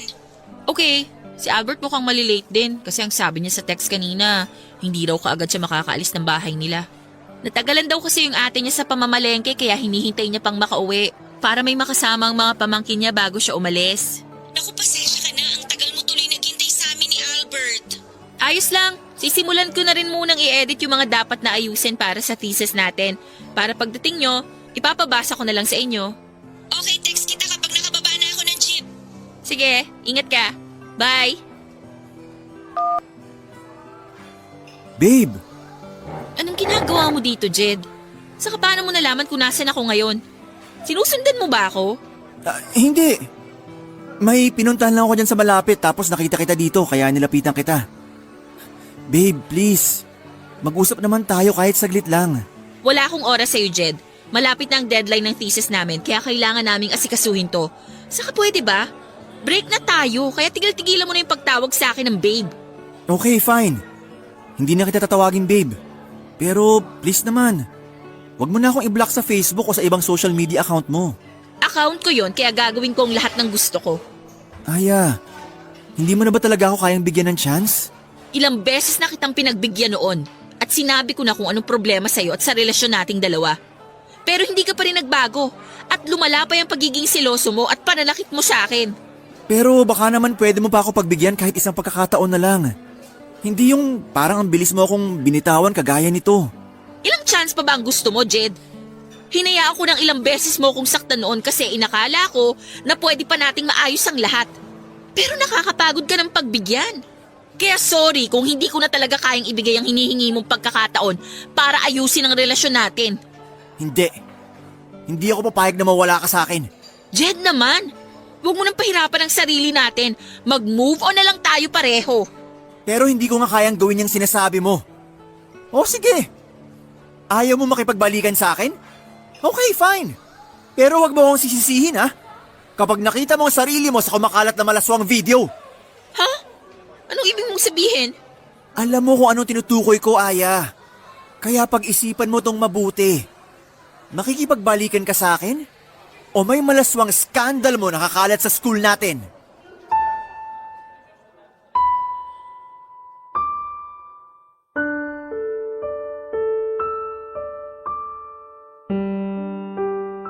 Papa Dudut, hindi na ako nakasagot sa tanong na yon ni Jed sa akin. Bigla na kasi akong kinabahan. Kaya wala na rin akong makapa na salita noon. Hanggang sa dumating na si Tess na dahilan para bigla nang umalis si Jed sa harapan ko. Gusto pa sana siyang habulin at awayin ni Tess pero sinabi ko sa kanya na hayaan na lang na umalis si Jed. Dahil wala naman siyang ginawang masama sa akin. Hindi ko sinabi kay Tess ang pagbabantang ginawa ni Jed, Papa Dudut, dahil nahihiya ako na malaman niya na pumayag ako sa pagbivideo na gusto ni Jed noon. Pero napansin niya na may gumugulo sa isipan ko ng mga oras na yon. Nang tanungin niya ako tungkol doon ay sinabi ko na wala lang yon, kaya huwag na akong alalahanin pa. At nang dumating ang isa pa naming kagrupo sa thesis na si Albert ay pinilit ko ang sarili ko na mag-focus sa dapat naming gawin at pag-usapan na tatlo. Sobrang hirap, Papa Dudut, dahil sobrang nag-aalala ako na baka totohanin ni Jed ang pagbabanta na ginawa niya sa akin ng araw na yon. Nang makauwi ako ng bahay, Papa Dudut, ay hindi pa rin maalis sa isipan ko ang pagbabanta ni Jed. tungkol sa video na ginawa naming dalawa.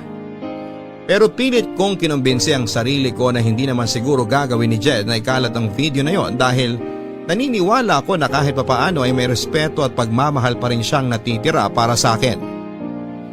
Kaya lang papadudot hindi pa rin siya huminto sa panggugulo sa akin.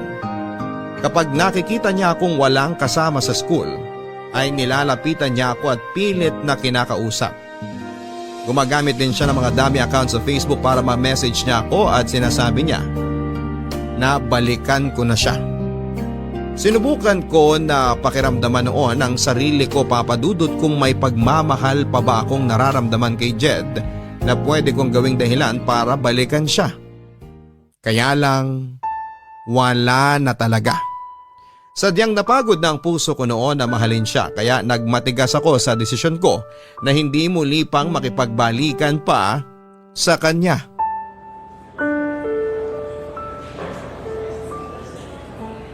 Hello, sino to? Hi babe! Kumusta? Jed, ikaw na naman? Oh, teka! Relax ka lang babe! Jed, pangatlong palit ko na ng SIM card to. Paano mo ba nalalaman tong bagong cellphone number ko? Nakalimutan mo yata na marami tayong common friends. Ewan ko sa'yo. Wala naman tayong dapat pag-usapan kaya ibababa ko na tong... Huwag mong ibababa tong tawag. Dahil kung hindi, magsisisi ka talaga. Matagal na akong nagsisi at yun yung araw na hinayaan kong pumasok ka sa buhay ko. Grabe ka naman, Aya. Kung makapagsalita ka, parang hindi kita napaligaya sa kama. Pwede ba? Kung mambabastos ka lang, humanap ka na ng ibang kakausapin mo kasi wala akong panahon sa'yo. Ikaw nga ang gusto kong kausap. Kasi nami-miss na kita, babe. Kaya bumalik ka na sa akin. Please? Hindi mo na ako madadaan sa mga paglalambing mo na yan. Sige na, bye! Buwisi talaga yung lalaki na yun kahit kailan. Aya, nandito ka lang pala sa kantin. Kanina pa kita hinahanap. Bakit hindi ka na lang nag-text para itanong kung nasan ako? Ay, oo nga no. Bakit ba hindi ko naisip yan kanina? Sorry ha, sobrang natataranta kasi ako sa paghahanap ko sa'yo eh. Okay lang, Tess. Pero bakit ganyan ang mukha mo? Para kang nag-aalala na hindi ko maintindihan. OMG, ibig sabihin hindi mo pa talaga napanood? Ha? Ang alin ba? Yung ano... ano kasi? Tess, ayusin mo hayang sinasabi mo. Mas lalo kitang hindi naiintindihan eh. Sige na nga, eto na. May pinadala kasing video sa akin yung classmate natin. Anong video naman yun?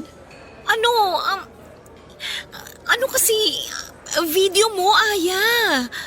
Ha? Video ko? Ayoko sanang panoorin kaya lang. Pinipilit kasi nila ako na ikaw yun eh. Kaya pinanood ko na. Tapos... May kopya ka ba ng video na yon?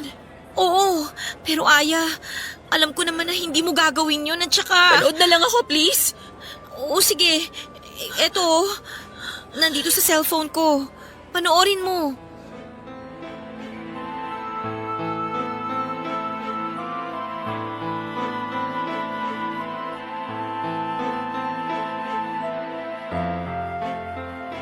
Halos maiyak ako nang makita ko ang sarili ko sa video na pinapanood sa akin ni Tess Papadudut.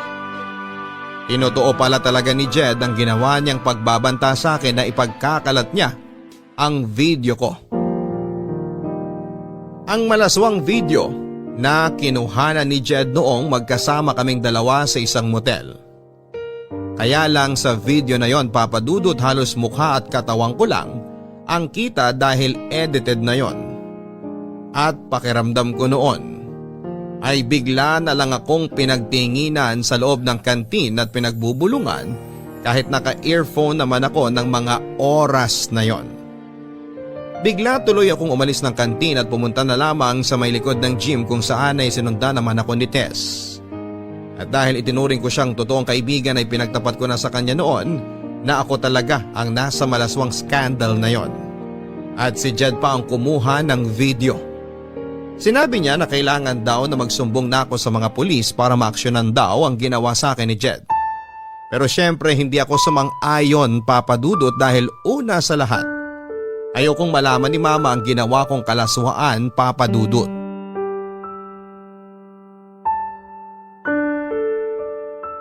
Girl, Masama kasi yung pakiramdam ko pero medyo okay naman ako ngayon. Sigurado ka ba na ayos ka lang? Oo, wag ka mag-alala sa akin kasi nandito lang din naman ako sa bahay.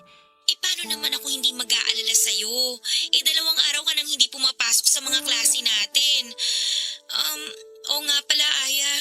Sinabi sa akin ng advisor natin na gusto ka raw niya makausap tungkol doon sa kumakalat na video mo. Mukhang hindi na rin talaga ako makakabalik pa sa school. Alam naman kasi natin na hindi nila tinotolerate yung ganitong issue sa isang estudyante. Expulsion din ang diretso ko dahil sa ginawa ni Jen sa akin. Baka naman may iba lang siyang gustong sabihin sa'yo. O kaya, kailangan lang niya ng paliwanag mo tungkol dun sa video. Sabi ko naman sa'yo isumbong mo na siya sa advisor natin o kaya sa mama mo para maturuan ng leksyon yung Jed na yan. Alam mo naman na hindi ko kayang gawin yan. Kasi ayoko malaman ni na mama ang nangyari sa akin o yung tungkol sa kumakalat ko na video. Nakakainis lang kasi ang kakapalan ng mukha ng ex-boyfriend mo. Dapat siyang ma-expel dito sa school natin. Ay, pero Aya, ito payo ko lang naman sa'yo ha. Siguro sabihin mo na sa mama mo kaysa naman sa iba pa niya malaman yung nangyayari sa'yo ngayon. Ewan ko, Tess. Bahala na. Sige na, ibababa ko na tong tawag kasi kailangan ko na rin magluto para sa hapunan namin. Okay, sige. Basta tawagan mo ako kapag kailangan mo ng kausap ha. Oo, salamat. Bye.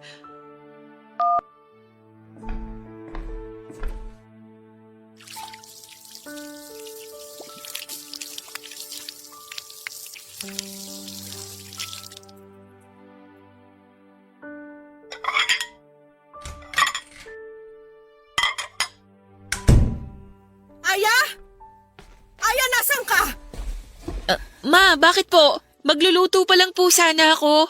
Magtapat ka nga sa akin. Ikaw ba to? Oh! Ma, sino pong nag-send ng video na yan sa cellphone nyo? Sabihin mo sa akin. Hindi naman ikaw to, di ba? Kamukha mo lang tong babaeng nasa malaswang video na to. Alam ko na hindi ikaw to kasi hindi mo magagawa ang bagay na to. Aya, sumagot ka! Sabihin mo sa akin na hindi ikaw to. Nakahawig mo lang tong babae kasi sigurado ako na hindi mo naman kayang gawin to, hindi ba? Hindi ba tama ako? Tama ako na mali ang mga kapitbahay natin sa chinichismis nila tungkol sa'yo? Sabihin mo sa akin na hindi sila nagsasabi ng... I'm sorry. Sorry po. Sorry po, Mama. Bakit ka nagsasorry? Aya, ako sabihin na ikaw talaga tong nasa malaswang video na to. Opo, Mama. Ako po, pero hindi ko naman po ginusto. Hindi kang babae ka! Paano mo nagawa to sa sarili mo?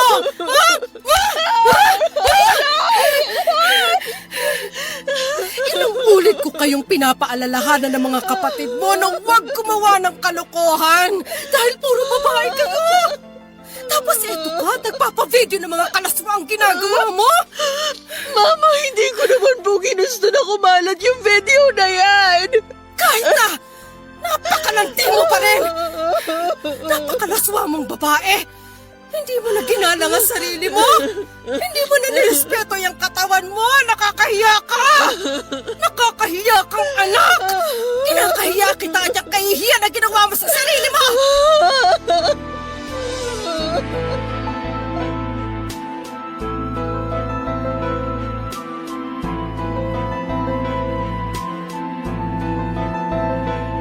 Papadudot yon ang kauna-unahang pagkakataon na nasaktan ako ni Mama ng pisikal at mapagsabihan ng masasakit na salita.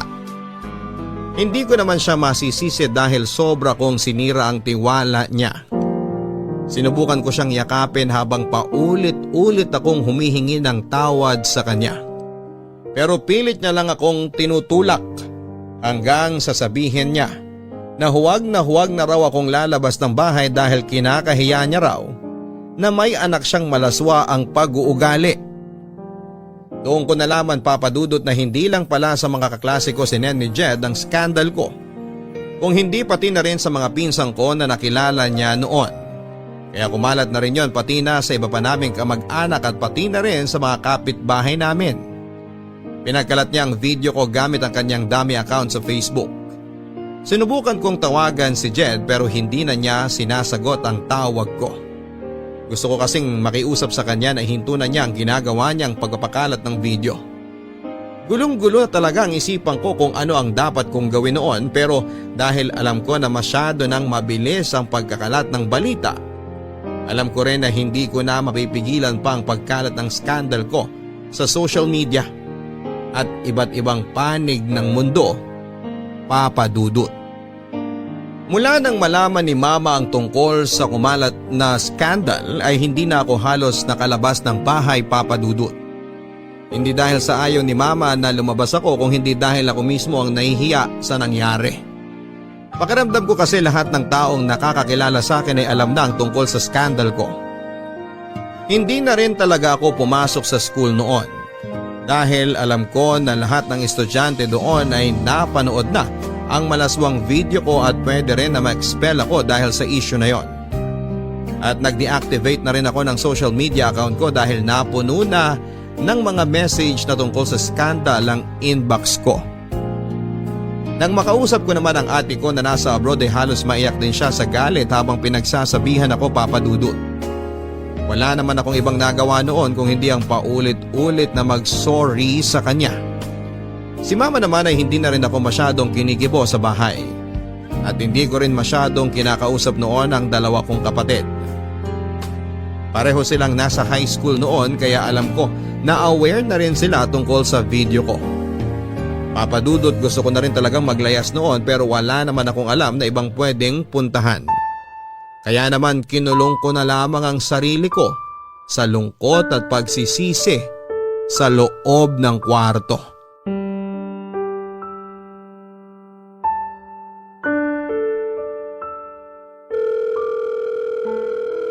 Sagutin mo na yung tawag ko, please. Oh, babe! Napatawag ka! Na-miss mo ako? Walang hiya ka, Jed! Bakit mo ginawa yon? Ha? Ang alin? Huwag ka nang mag-deny dyan. Alam ko naman na alam mo kung anong tinutukoy ko. Ah! Yung tungkol ba to sa scandal mo? In fairness, babe sexy mo dun. Parang sarap na sarap ka habang nakikipag-ano ka sa video na yun. Napakasama mo talaga, Jed! Oh, bakit? Anong masama sa sinabi ko? Totoo naman, diba? Ang lakas kaya ng ungol mo dun sa video. Ikaw naman kasi, babe. Bakit ka naman kasi pumayag na magpakuha ng video? Ayun tuloy. Napanood na ng ibang tao kung gaano ka kahilig sa sex. Tigilan mo na nga yung pagtawag sa akin ng babe! Ang kapal din naman talaga ng mukha mo na sabihin sa akin yan! Alam ko naman na ikaw ang nagpakalat ng video ko na yon! Oh, teka lang. Hinay-hinay ka sa pagbibintang mo. Kasi wala ka namang katibayan dyan. Ang kapal talaga ng mukha mo na magbaang-maanga pa dyan! Bakit? Totoo naman hindi ko nga alam kung ako ba talagang kasama mo dun sa video eh. Jed, pwede ba? Ikaw lang naman ang lalaki na kagalaw sa akin at alam mo yon! Kaya huwag kang mag-imbento ng kwento dyan! Aya, paano ko naman masisiguro na ako talagang kasama mo sa video na yun? Mukha mo at katawan mo lang naman na nakikita dun. Kitang-kita dun na enjoy ka habang kinukunan ka ng video. Pinilit mo lang ako na pumayag kaya pwede ba? Tigilan mo na yung pag-iimbento mo ng kwento! Kung napilitan ka lang talaga, bakit ang lakas ng ungol mo dun sa video? Hindi ba dapat nagpupumiglas ka? Sumisigaw ka ng, tama na po, huwag niyo na po akong kunan ng video. Pero hindi yun ang sinasabi mo sa video, Aya. Sarap na sarap ka habang nakatutok sa iyo ang camera ng mga oras na yun. Ano ba talaga gusto mo, Jed? Bakit mo ginagawa mo to sa akin? Alam mo naman ang gusto ko, Aya. Ang bumalik ka sa akin. Pero ang arte mo lang masyado kaya pinaparusahan kita. Wala naman akong kasalanan sa'yo. Tinapos ko naman ang maayos ang relasyon nating dalawa at sinabi ko sa iyong dahilan kung bakit ayoko na. Ah, ayaw mo na talaga? Ganun na lang talaga yon? Oo nga pala, may naalala ako. Ikaw, naaalala mo pa ba? Yung nakaluhod ka? Habang nakatutok yung cellphone ko sa'yo? Hindi ko pa pala yun nasisend sa mga kaibigan natin o kamag-anak mo. Dahil gusto kong pagsawaan mo ng panoorin yun bago ko ipasa sa kanila. Jeff, please! Itigil mo na to! Maawa ka naman sa akin! Halos itakwil na ako ni Mama nang dahil sa video na pinakalat mo! Hala, talaga?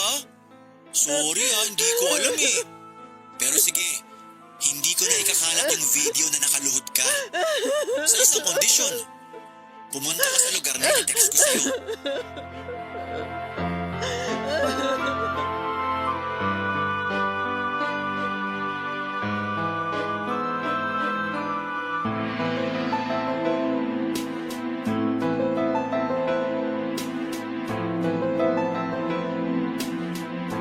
Papadudot gustong makipagkita ni Jed sa akin sa isang motel para raw makapag-usap kami. Pero hindi ako pumayag dahil alam ko naman ang gusto niya talagang mangyari noon. Sinabi ko sa kanya na hindi na ako babalik pa talaga sa kanya at hindi na ako papayag na may mangyari pa sa aming dalawa. Hindi na rin ako nakapagpigil at nailabas ko na ang lahat ng sama ng loob ko sa kanya. Mula sa pagiging seloso niya, mapanakit na boyfriend hanggang sa pagkawala ng pagmamahal na dati kong nararamdaman para sa kanya. Naramdaman ko rin ang galit niya noon sa boses niya at muli akong pinagbantaan na ipagkakalat niya ang isa ko pang malaswang video. Nagtapang-tapangan ako at sinabi ko na hindi ako natatakot sa kanya. Kaya lang kinagabihan Papadudot ay tinawagan ako ni Tess para sabihin na may kumalat na namang bagong video ko. At yun nga yung tinutukoy ni Jed na nakaluhod ako sa harapan niya habang kinukuhanan niya ako ng video. Hindi lang yun ang kumalat kung hindi pati na rin ang iba't ibang version ng kwento na tungkol sa pagkatao ko. Na iba't ibang lalaki raw ang kasama ko sa video na yon na nagbebenta raw ako ng katawan kaya may ganon ngalaswang video. Na matagal na raw akong hindi nag-aaral dahil pariwara na raw ang buhay ko. At kung ano-ano pang version ng kwento na hindi naman totoo.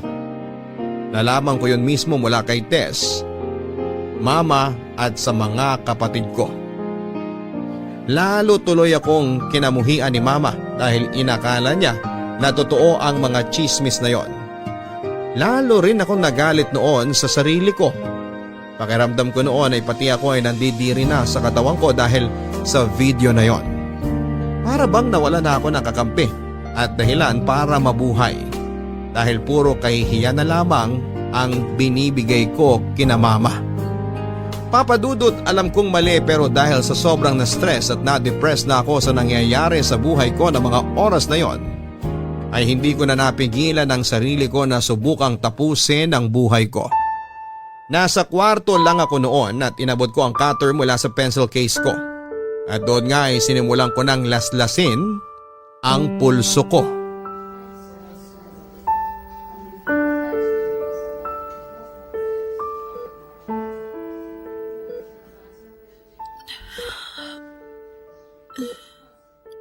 Tess? OMG, Aya! Sa wakas, gising ka na! Nasaan ako? Ano ka ba, girl? Hindi mo ba natatandaan kung ano nangyari sa'yo at anong ginawa mo sa sarili mo? Malabo yung naaalala ko. Basta sobrang sakit ng ulo ko at braso ko ngayon. Ay nako, pinagtangkaan mo lang naman na masama ang sarili mo.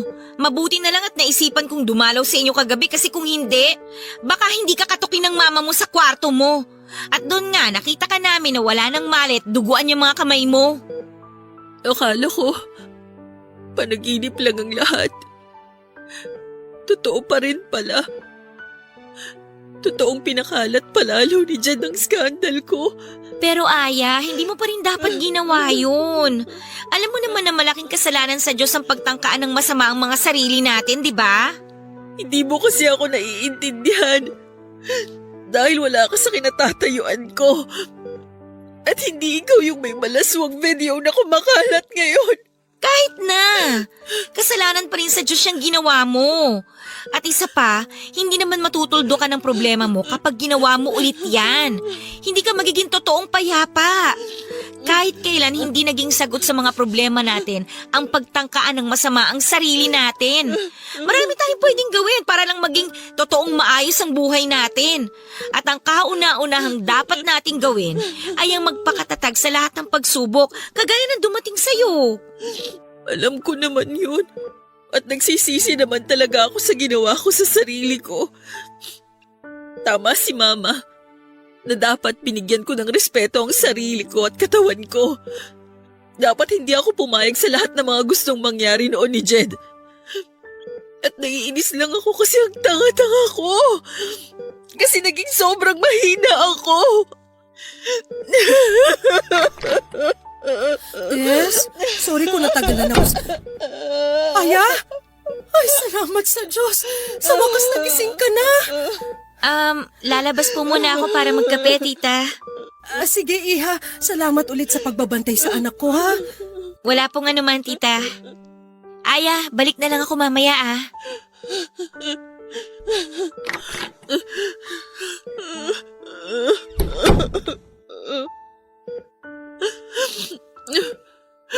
Mama, sorry po. Sorry po kasi binigyan ko na naman po kayo ng problema. Sorry po kasi nagiging pabigat na po ako sa inyo. Sorry po sa ginawa ko. Sorry po talaga. Shh! Tama na. Huwag ka nang umiyak. Wala na po akong ibang binigay sa inyo kung hindi puro problema at kahihiya na lang po, Mama. Pero maniwala po sana kayo na nagsisisi na po ako sa lahat ng naging pagkakamali ko. Hindi po ako masamang babae kagaya ng sinasabi ng ibang tao. Hindi po totoo na kung kani-kaninong lalaki po ako pumapatol. Si Jed lang po ang naging boyfriend ko. Mama, siya lang po ang lalaking kasama ko sa lahat ng kumalat ng malaswang video ko. Maniwala po sana kayo sa akin. Hindi mo ako nagsisinungaling. Hindi mo ako masamang babae, Mama. Naniniwala naman talaga ako sa'yo. Nadala lang talaga ako ng galit ko kaya nakapagbitaw ako ng masasakit na salita. Sorry rin, anak, kung hindi kita masyadong inintindi at mas pinakinggan ko pang masasamang naririnig ko mula sa ibang tao. Pero sinabi na sa akin ni Tess ang lahat na nangyari sa'yo. Kaya alam ko na nagkamali ako ng mga taong pinakinggan at pinaniwalaan. Kasalanan ko rin naman po kasi masyado kong binigay ang lahat kay Jed. Kasalanan ko kasi nagtiwala ako sa kanya.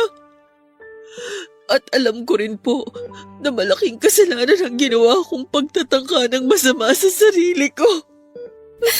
Kaya sana, huwag mo nang uulitin ang lahat ng yon, Aya. Lalo na ang pananakit mo sa sarili mo. Ayoko mawala ka sa akin.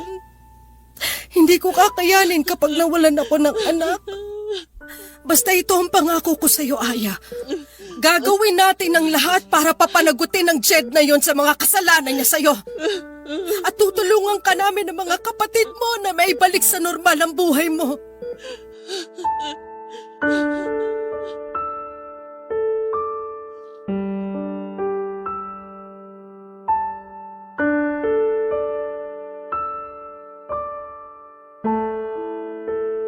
Papadudot nang makalabas ako ng ospital ay naglakas loob na akong sampahan ng kaso si Jed. Gusto ko na rin kasing matapos ang panggugulong ginagawa niya sa akin noon at isa pa, pinaramdam na ni na mama sa akin noon na sosuportahan at tutulungan nila akong maibalik ang normal na buhay ko. Nang magsumbong kami sa mga pulis ay sinabi nila na kailangang mahuli si Jed sa akto ng pamba-blackmail sa akin para tuluyan namin siyang makasuhan tungkol sa pagpapakalat niya ng skandal ko. Kaya naman ang muling mag-text si Jed tungkol sa isa pang video ko na sinasabi niyang ipagkakalat niya. Sinabi ko na makikipagkita na ako sa kanya at papayag na ako sa gusto niyang mangyari. At sa araw na dapat ay pagkikita naming dalawa ni Jed ay doon natapos sa panggugulo niya sa akin dahil kasama ko ang mga pulis na humuli sa kanya. Grabe ang iyak ko nang muli kaming magkaharap ni Jed sa presinto, Papa Dudut. Saglit ko siyang nasampal, nasabunutan at nasigawan. Pati si Mama ay galit na galit din sa kanya, pero mas nangibabaw ang mga sigaw ko noon habang kausap ko siya. Sa mahigit 2 taon kasi ng relasyon naming dalawa ay wala akong ibang ginawa kung hindi ang mahalin siya at gawin ang lahat ng gusto niya. Pero ang pagsira pa pala sa buhay ko, ang isusukli niya sa lahat ng pagmamahal na pinaramdam ko sa kanya. Hindi ko rin alam, Papa Dudut, kung tinulungan ba ako ng tadhana na mapabilis ang pagpaparusa kay Jed dahil 2 buwan pa lamang siyang nakukulong noon nang mabalitaan ko na nagkaroon ng malaking sunog sa lugar nila at natupok ng apoy ang bahay nila kasama ng kanyang buong pamilya. Ayoko mang matuwa dahil sa nangyaring yon sa pamilya niya, pero hindi ko maiwasan dahil parang karma na yon kay Jed para sa ginawa niyang pagsira sa buhay ko. Papa Dudut, dahil po sa dami ng problema ang kinasangkutan ko noon ay hindi na ako nakabalik pa sa pag-aaral. Nalaman na rin kasi ng advisor namin at iba pang may mga mataas na katungkulan sa university ang nangyaring gulo sa buhay ko. At balak na rin nila akong i-expel kaya ako na lang ang nag-drop out mula sa pag-aaral. Nagawa namang maipasa ni na Tess ng thesis nila kahit na wala ako sa grupo. Nasa bahay na lamang ako pero palagi naman akong kinakausap ni na Mama at ng mga kapatid ko. Palagi nilang pinaparamdam sa akin na sa kabila ng mga nangyari, nasa tabi ko lang daw sila at hindi nila ako iiwanan. At doon ko nga na-realize na mali talaga ang ginawa kong pagtatangka ng masama sa buhay ko. Dahil palagi naman akong may pamilya na pwedeng hugutan ng lakas ng loob para maging matatag. Kaya naman muli ako nagkaroon ng lakas ng loob na subukang ibalik ang normal kong buhay. Pero hindi na ako nag-aral pa, Papa Dudut. Inayos ko ang sarili ko at nagpatuloy ako sa buhay ko at nagsimula na lang ng isang negosyo. Hindi naging madali ang lahat ng ito at may mga oras noon na naririnig kong pinag-uusapan ng ibang taong tungkol sa malaswakong skandal. Pero nagpakatatag ako at pilit kong pinakita sa lahat ng mga taong nadadapa ay kayang bumangon at muling magpatuloy sa paglalakad. 5 taon na rin, Papa Dudut, ang nakakalipas mula na mangyari ang lahat ng ito sa buhay ko. Alam ko na nasa internet pa rin ang ibang kopya ng malalaswakong video pero wala na akong pakialam pa.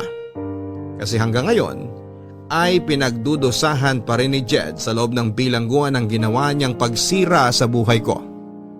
Hindi ko na mabubura pa ang nagawa kong pagkakamali pero ang mahalaga, hindi ko na yon uulitin pa. Maraming salamat po sa pagbabasa ng sulat ko, Papa Dudut, at sana'y makapag-iwan ng aral sa mga kapuso natin na nakinig sa aking kwento, ang storya ko. Na anumang oras lahat tayo ay pwedeng madapa at magkamali. Pero palaging may pagkakataon na muling bumangon para lumaban sa hamon ng buhay. Ang inyong forever kapuso at kabarangay, Aya. Kapag nagmahal tayo ng ibang tao ay palagi tayong magtitira ng kalahating porsyento o higit pa na pagmamahal para sa ating mga sarili, para hindi mawala ng dahilan ng ibang tao na irespeto tayo. Maraming salamat, Aya, sa pagbabahagi mo ng sulat mo dito sa aming programa. Hindi talaga biro ang pinagdaanan mo sa ginawa sa iyo ng dati mong karelasyon. Yung binigay mo sa kanyang lahat ng tiwala at pagmamahal mo pero ipapahama ka lang pala niya sa huli. Mabuti na lang at may mga tunay kang kaibigan at mga pamilya na hindi ka iniwang nag-iisa. Tama ka sa mga sinabi mo na sila ang dapat mong kinukuhanan ng lakas ng loob sa tuwing pakiramdam mo ay nangihina ka na. Pero sa susunod na maramdaman mo na para bang wala kang kakampi sa mundong ito ay magdasal ka lamang, Aya, no? Magdasal ka at ipararamdam sa iyo ng buong may kapal. At kailanman ay hindi ka nag-iisa dahil kasama mo siya at ang paggabay niya. Mga kapuso, alam naman natin kung ano ang tama sa mali, kaya kahit gaano pa natin kamahal ang isang tao, kung sadyang mali ang ginagawa o pinapagawa niya sa atin, matuto tayong manindigan sa tama at sa sarili nating desisyon. Para sa bandang huli ay hindi tayo mapahamak at wala tayong dapat na pagsisihan. Hanggang sa muli, ako po si Papa Dudut sa mga kwento ng pag-ibig, buhay at pag-asa dito sa Barangay Love Stories number 1. Mga kwento ng pag-ibig, kwento ng pag-asa at mga kwento ng buhay dito sa Barangay Love Stories. Love Stories. Forever! Forever. Nagustuhan ng iyong napakinggan? Ituloy yan via live stream sa www.gmanetwork.com/radio.